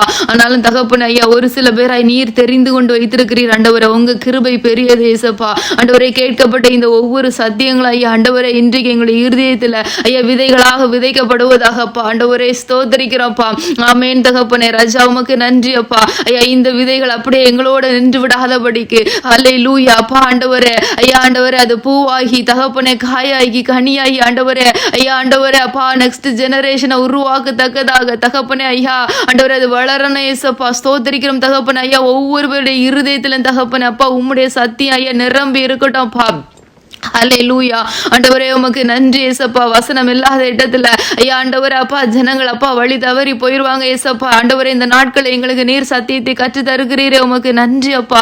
ஆண்டவரே உமக்கு நன்றி ராஜா. ஹல்லேலூயா அப்பா. இன்னுமா எங்களை ஆண்டவரே அப்பா சத்தியத்திற்கு நேராய் நீர் நடத்துவீராக ராஜா. அப்பா ஒவ்வொரு நாளும் அப்பா உம்முடைய வேதத்தின் ரகசியங்களை அறிந்து கொள்ள எங்களுக்கு கிருபைகளை தாங்க அப்பா. உமக்கு நன்றி தகப்பனே. ஏசப்பா நீர் நல்லவர் என்பதை எங்க வாழ்க்கையில் அப்பா ஐயா ஆண்டவரே அப்பா ஒவ்வொரு நிமிஷம் ஆண்டவரே அப்பா அப்பா எங்களை உணர வைத்து கொண்டு இருக்கிறீரப்பா. நன்றி ஆண்டவரே. அப்பா ஸ்தோத்திரிக்கிறோம். இன்று வரைக்கும் ஐயா ஆண்டவரே நாங்கள் நிர்மூலமாகாமல் இருப்பது உம்முடைய சுத்த கிருபை ஆண்டவரே. அப்பா ஸ்தோத்திரிக்கிறோம் அப்பா. ஹல்லேலூயா. எங்களை சூழ்ந்திருக்கிற அப்பா இந்த போராட்டம் நிறைந்த உலகத்துல எவ்வளவு ஆபத்துக்கள் விபத்துக்கள் ஐயா ஆண்டவரே, ஐயா கொள்ளை நோய்கள் ஆண்டவரே, பதட்டமான சூழ்நிலைகள் ஆண்டவரே, பஞ்சங்கள் ஆண்டவரே, எல்லாவற்றிலும் இருந்து தகப்படி எங்களை நீர் விலக்கி பாதுகாத்து வைத்திருக்கிறீர். உமக்கு நன்றி அப்பா. ஆமென் ஆண்டவரே. ஐயா உமக்கு நன்றி அப்பா. ஸ்தோத்திரிக்கிறோப்பா. ஐயா இதுவரைக்கும் நடத்தி வந்த எபனேசர் நீர் அல்லவா. இனிமேலும் நீர் எங்களை கைவிடாத பாதுகாக்க அப்பா நீர் உண்மையுள்ளவராய் இருக்கிறீர் ஆண்டவரே. நீர் வாக்குத்தத்தம் பண்ணின நித்திய ஜீவனுக்கு நேரா எங்களை அழைத்து செல்வதற்கு ஆண்டவரே இந்த நாளில் அப்பா ஆண்டவரே எங்களுடைய இருதயத்துல நீர் விதைத்திருக்கிற ஒவ்வொரு விதைகள் அப்பா அவைகள் கனி கொடுக்கட்டப்பா. உம்முடைய கரங்களில் அப்பா எங்கள் கரங்களை நாங்கள் ஒப்பு கொடுக்கிறோம்ப்பா. ஸ்தோத்திரிக்கிறோம் தகப்பனே. அப்பா நீர் கரம் பிடித்து நடத்துங்கப்பா. நல்ல மெய்ப்பராய் ஆண்டவரே நீர் எங்களை நடத்துவீராக ராஜா. இடராத செம்மையான பாதையில் எங்களை நடத்துங்க ஆண்டவரே. அப்பா ஸ்தோத்திரிக்கிறோம் தகப்பனே. நேர்வழியா எங்களை நடத்துங்க ஐயா. ஹல்லேலூயா.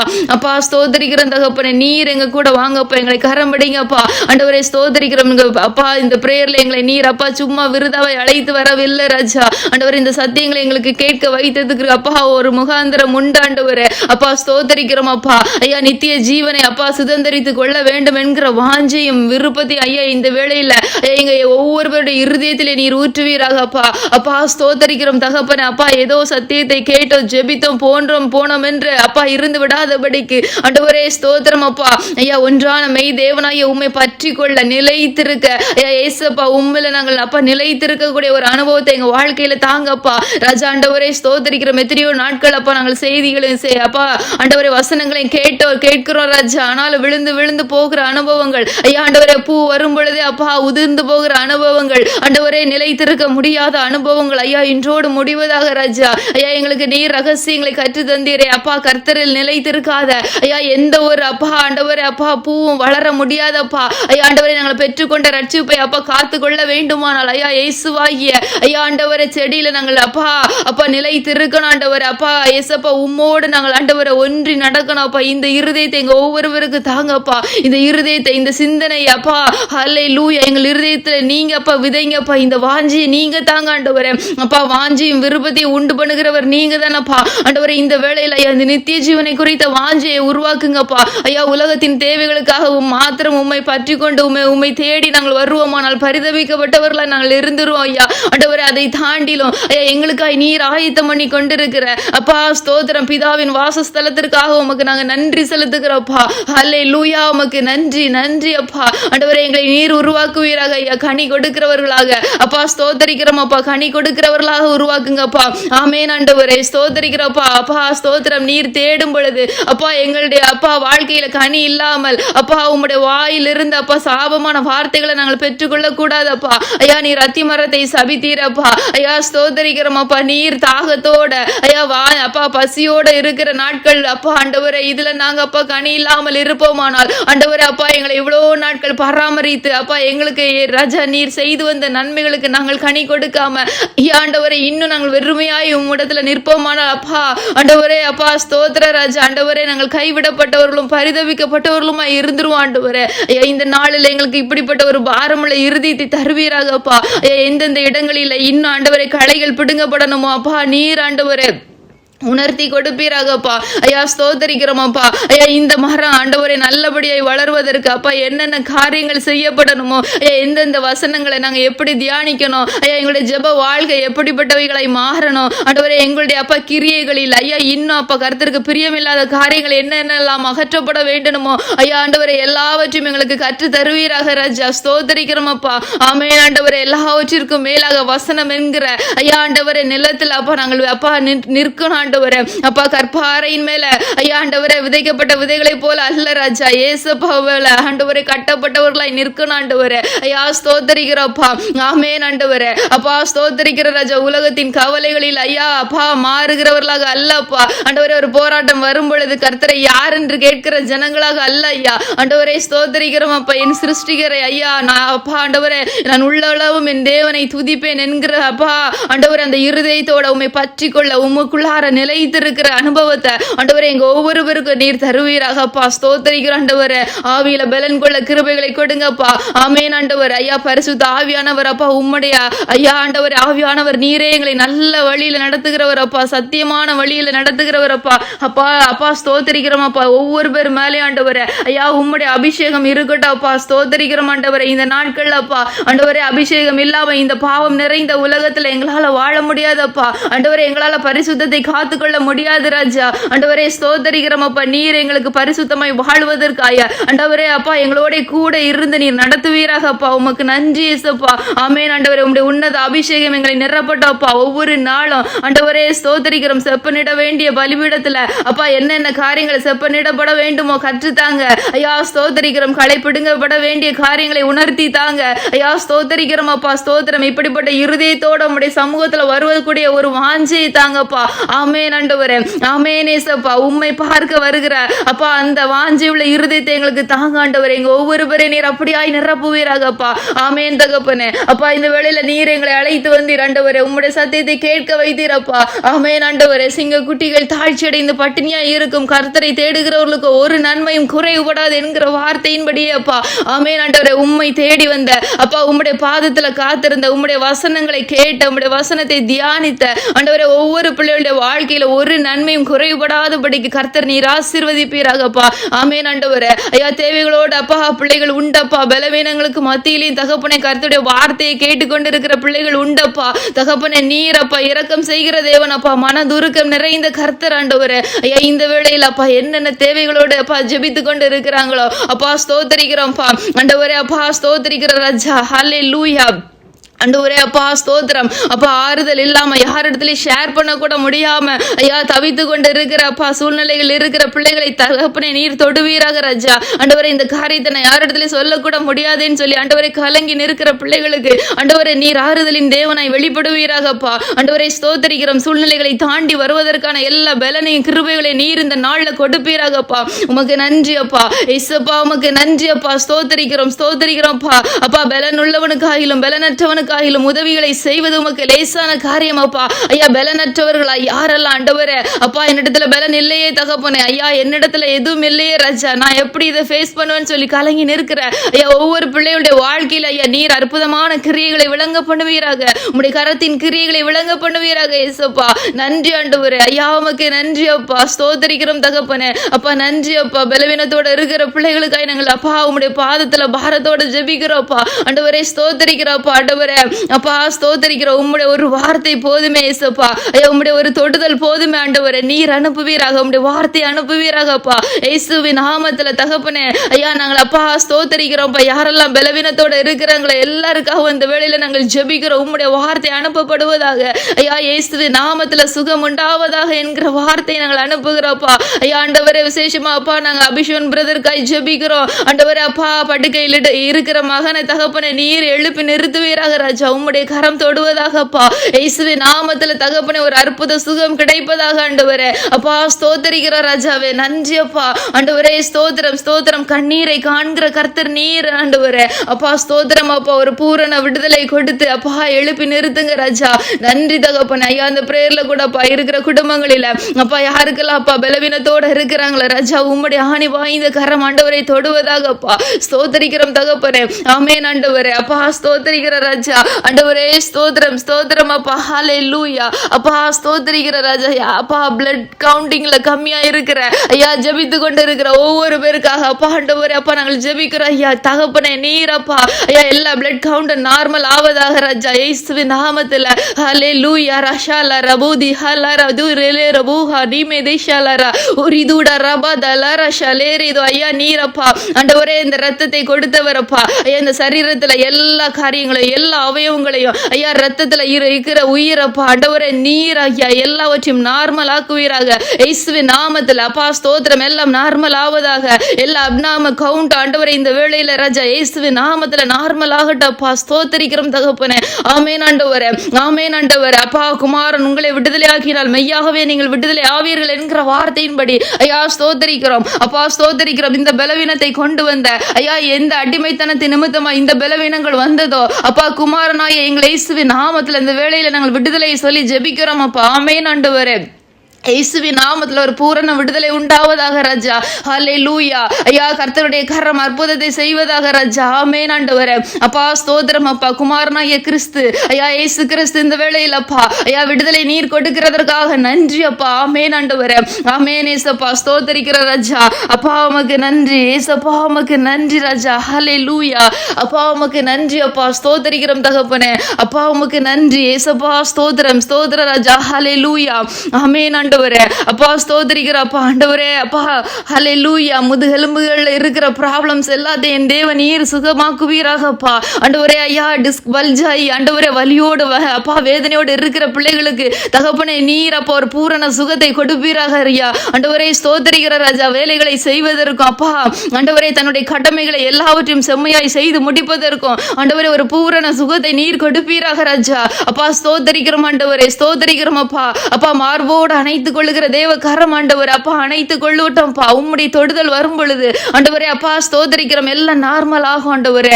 ஆமென் தகப்பனே. இயேசுவின் நாமத்தில் ஐயா சுகம் உண்டாகட்டும்னு சொல்லி நாங்கள் ஜெபிக்கிறோம்ப்பா. அப்பா உம்முடைய கரம் ஆண்டவரே ஐயா அற்புதமான ஐயா கிரியைகளை செய்யட்டப்பா. நன்றி அப்பா. ஹல்லேலூயா. ஆமென் ஆண்டவரே. அப்பா ஸ்தோத்திரிக்கிறோம் ஸ்தோத்திரிக்கிறோம் ராஜாவே. நன்றி அப்பா.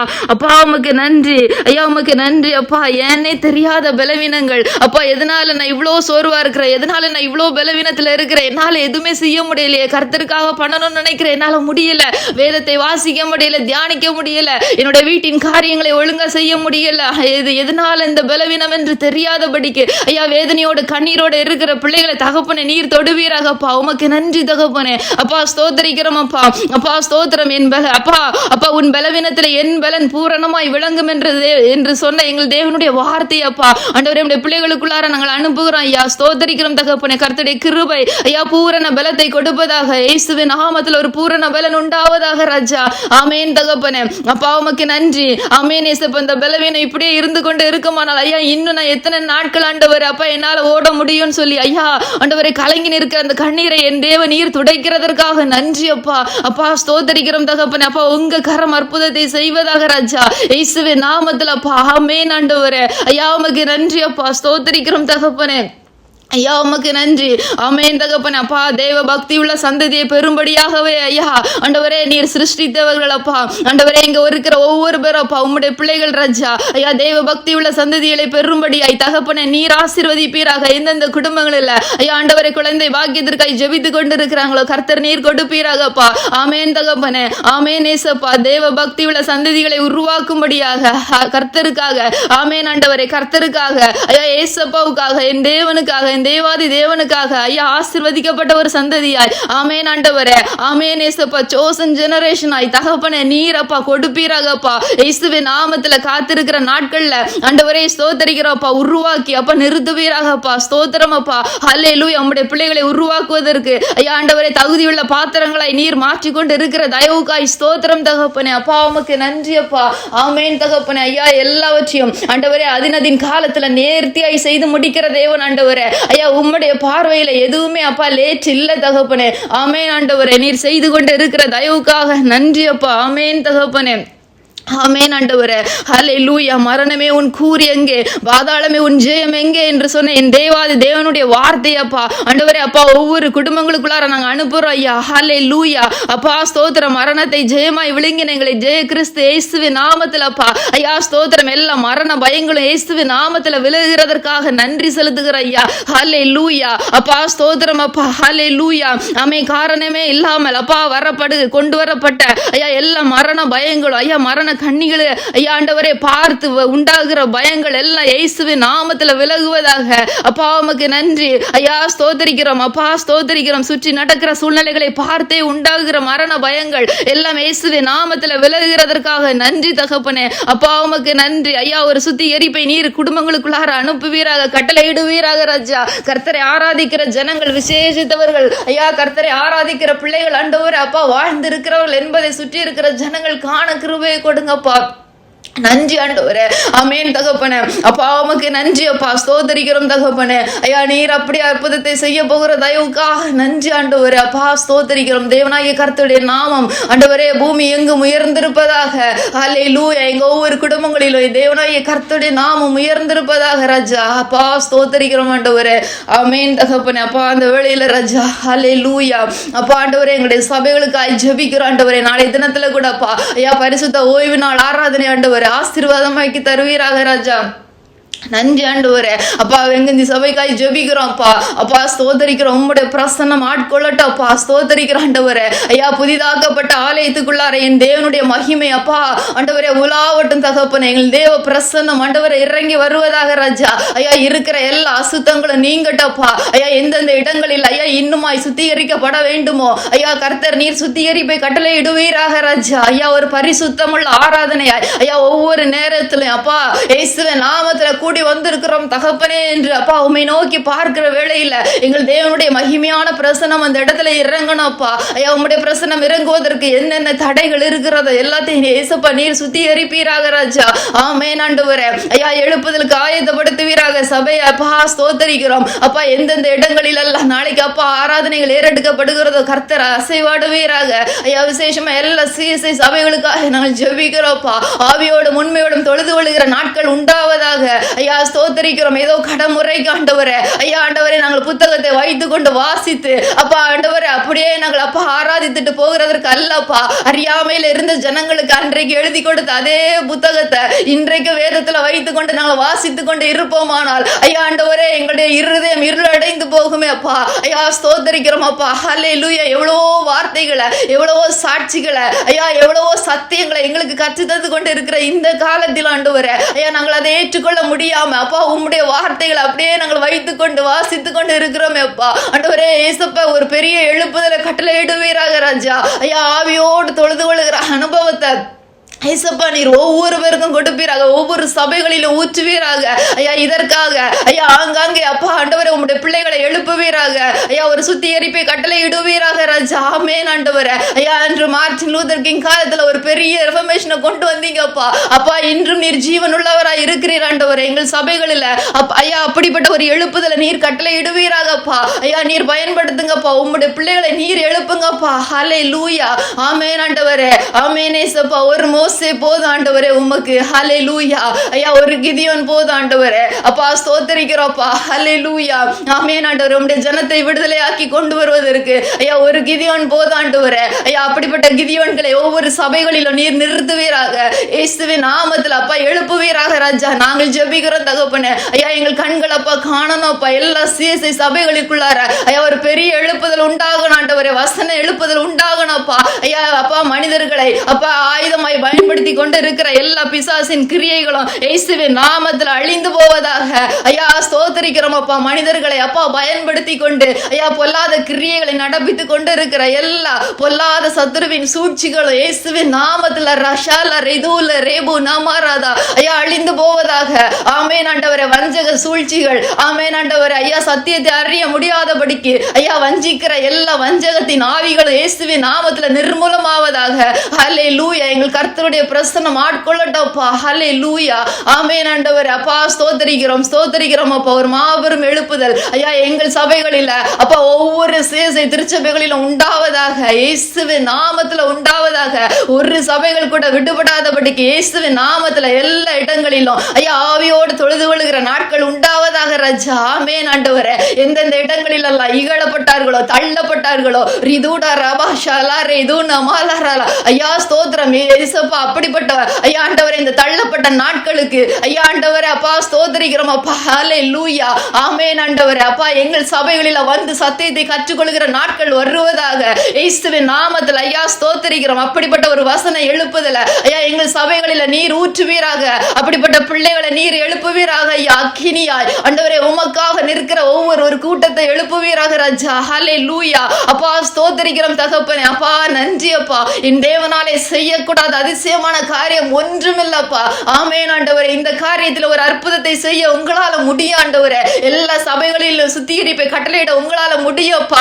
ஆமென் ஆண்டவரே. ஐயா ஸ்தோத்திரிக்கிறோம். ஹல்லேலூயா. எல்லா டயசிஸ்லயும் ஹல்லேலூயா ஆண்டவரே. ஐயா ஆண்டவரே அதிகாரத்துல இருக்கிற அப்பா எல்லா பிஷப்காக நாங்கள் ஜெபிக்கிறோம்ப்பா.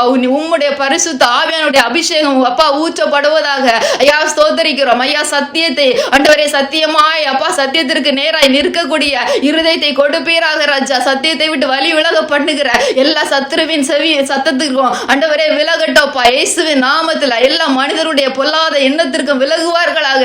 ஆமென் ஆண்டவரே. ஐயா ஸ்தோத்திரிக்கிறோம் அப்பா. எந்தெந்த இடங்களில கர்த்தருடைய பிரசன்னம் இல்லாமல் ஐயா ஆண்டவரே அப்பா அதிகாரத்துல இருக்கிற பிள்ளைகள் இருப்பார்களோ கர்த்தர் நீர் ஒரு சுத்திகரிப்பை கட்டளை இடுவீராக ராஜா. அப்பா மந்தே தப்பு அப்பா ஆண்டவரே அப்பா தவறான பாதையில நடத்தி விடாதபடிக்கு எச்சரிக்கையா இருக்கத்தக்கதாக ஐயா கர்த்தர் ஒரு அபிஷேகத்தை ஒரு விசேஷித்த அபிஷேகத்தை நீர் ஊற்றுவீராக. ஆமென் ஆண்டவரே. எல்லா பாஸ்டர்ஸ் மேலேயும் தகப்பன ஒரு விசேஷித்த கிருபையுள்ள பிரசன்னம் இறங்கட்டும் ஐயா. ஹல்லேலூயா. ஆமென் ஆண்டவரே. அப்பா ஸ்தோத்திரிக்கிறோம்.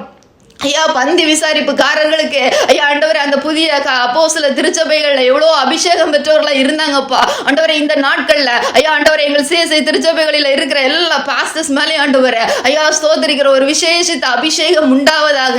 ஐயா ஆண்டவரை தெளிவாய் நடத்துவதற்கும் சத்தியத்தின்படி நடத்துவதற்கும் அப்பா ஆண்டவரே ஒரு பெரிய ஒரு அப்பா ஆண்டவரே ஒரு உன்னத அபிஷேகம் அந்த அக்கினி அபிஷேகம் ஊற்றப்படுவதாக ராஜா. ஆமென் ஆண்டவரே. அப்பா ஸ்தோத்திரம் அப்பா. ஹல்லேலூயா. ஆமென் ஆண்டவரே. அப்பா பயப்படாதபடிக்கு ஆமென் ஆண்டவர் ஐயா தெளிந்த புத்தி உள்ள ஒரு ஆவியானவர் ஆமென் ஆண்டவரே நீர் அப்பா நடத்துவீராக நேர் வழியாய் அப்பா எல்லா சபைகளையும் ஆமென் ஆண்டவரே உமக்கு நேராக நடத்தக்கூடிய ஒரு ஞானத்தை ஐயா ஆண்டவரே நீர் கொடுப்பீராக அப்பா. ஸ்தோத்திரிக்கிறோம். கர்த்தர் இடைப்படுவீராக. ஹல்லேலூயா. எல்லா சபைகளையும் ஒப்பு கொடுக்கிறோம். இயேசுவோட ரத்தத்துக்குள்ளார நாங்கள் மறைத்து ஜெபிக்கிறோம். சத்துருவானோட எந்த வழியில உள்ள புகாதபடி கர்த்தர் காத்து கொள்ளுங்கப்பா. ஆமென் ஆண்டவரே. ஸ்தோத்திரிக்கிறோம். இந்த பிரேயர்ல வந்து எங்க ஒவ்வொருவரையும் தாழ்த்துகிற அர்ப்பணிக்கிறோம் ஆண்டவரே. ஐயா ஸ்தோத்திரிக்கிறோம். நீர் மாத்திரம் மகிமைப்படுவீராக. எல்லா மகிமையும் ஒருவருக்கு செலுத்துகிற ஐயா இயேசுவின் நாமத்துல ஜெபிக்கிறோம் எங்கள் நல்ல பிதாவே. ஆமென்.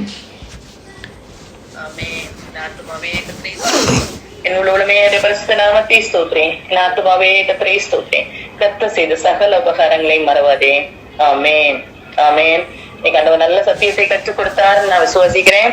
கர்த்தருக்குள்ளாத ரட்சிப்பை பெற்றுக் கொண்டனா அந்த ரட்சிப்போடு நின்று விடாதபடிக்கு கனி கொடுக்கிற ஒரு வாழ்க்கை வாழணும்னா கர்த்தரோடு சார்ந்து வாழுகிற ஒரு வாழ்க்கை வாழ்ந்தால் மாத்திரமே கனி கொடுக்கிற வாழ்க்கை வாழ முடியும். இந்த சத்தியத்துல நாம் நிலைத்து நிற்போம். மற்றவர்களுக்கும் கற்றுக் கொடுப்போம். வாழ்ந்து காட்டுவோம். கர்த்தருக்கு சித்தமானால் அடுத்த சாட்டர்டே அடுத்த ஒரு காரியத்தை நாம் சிந்திக்கலாம். கர்த்தர் நமக்கு கற்றுத் தருவாராக.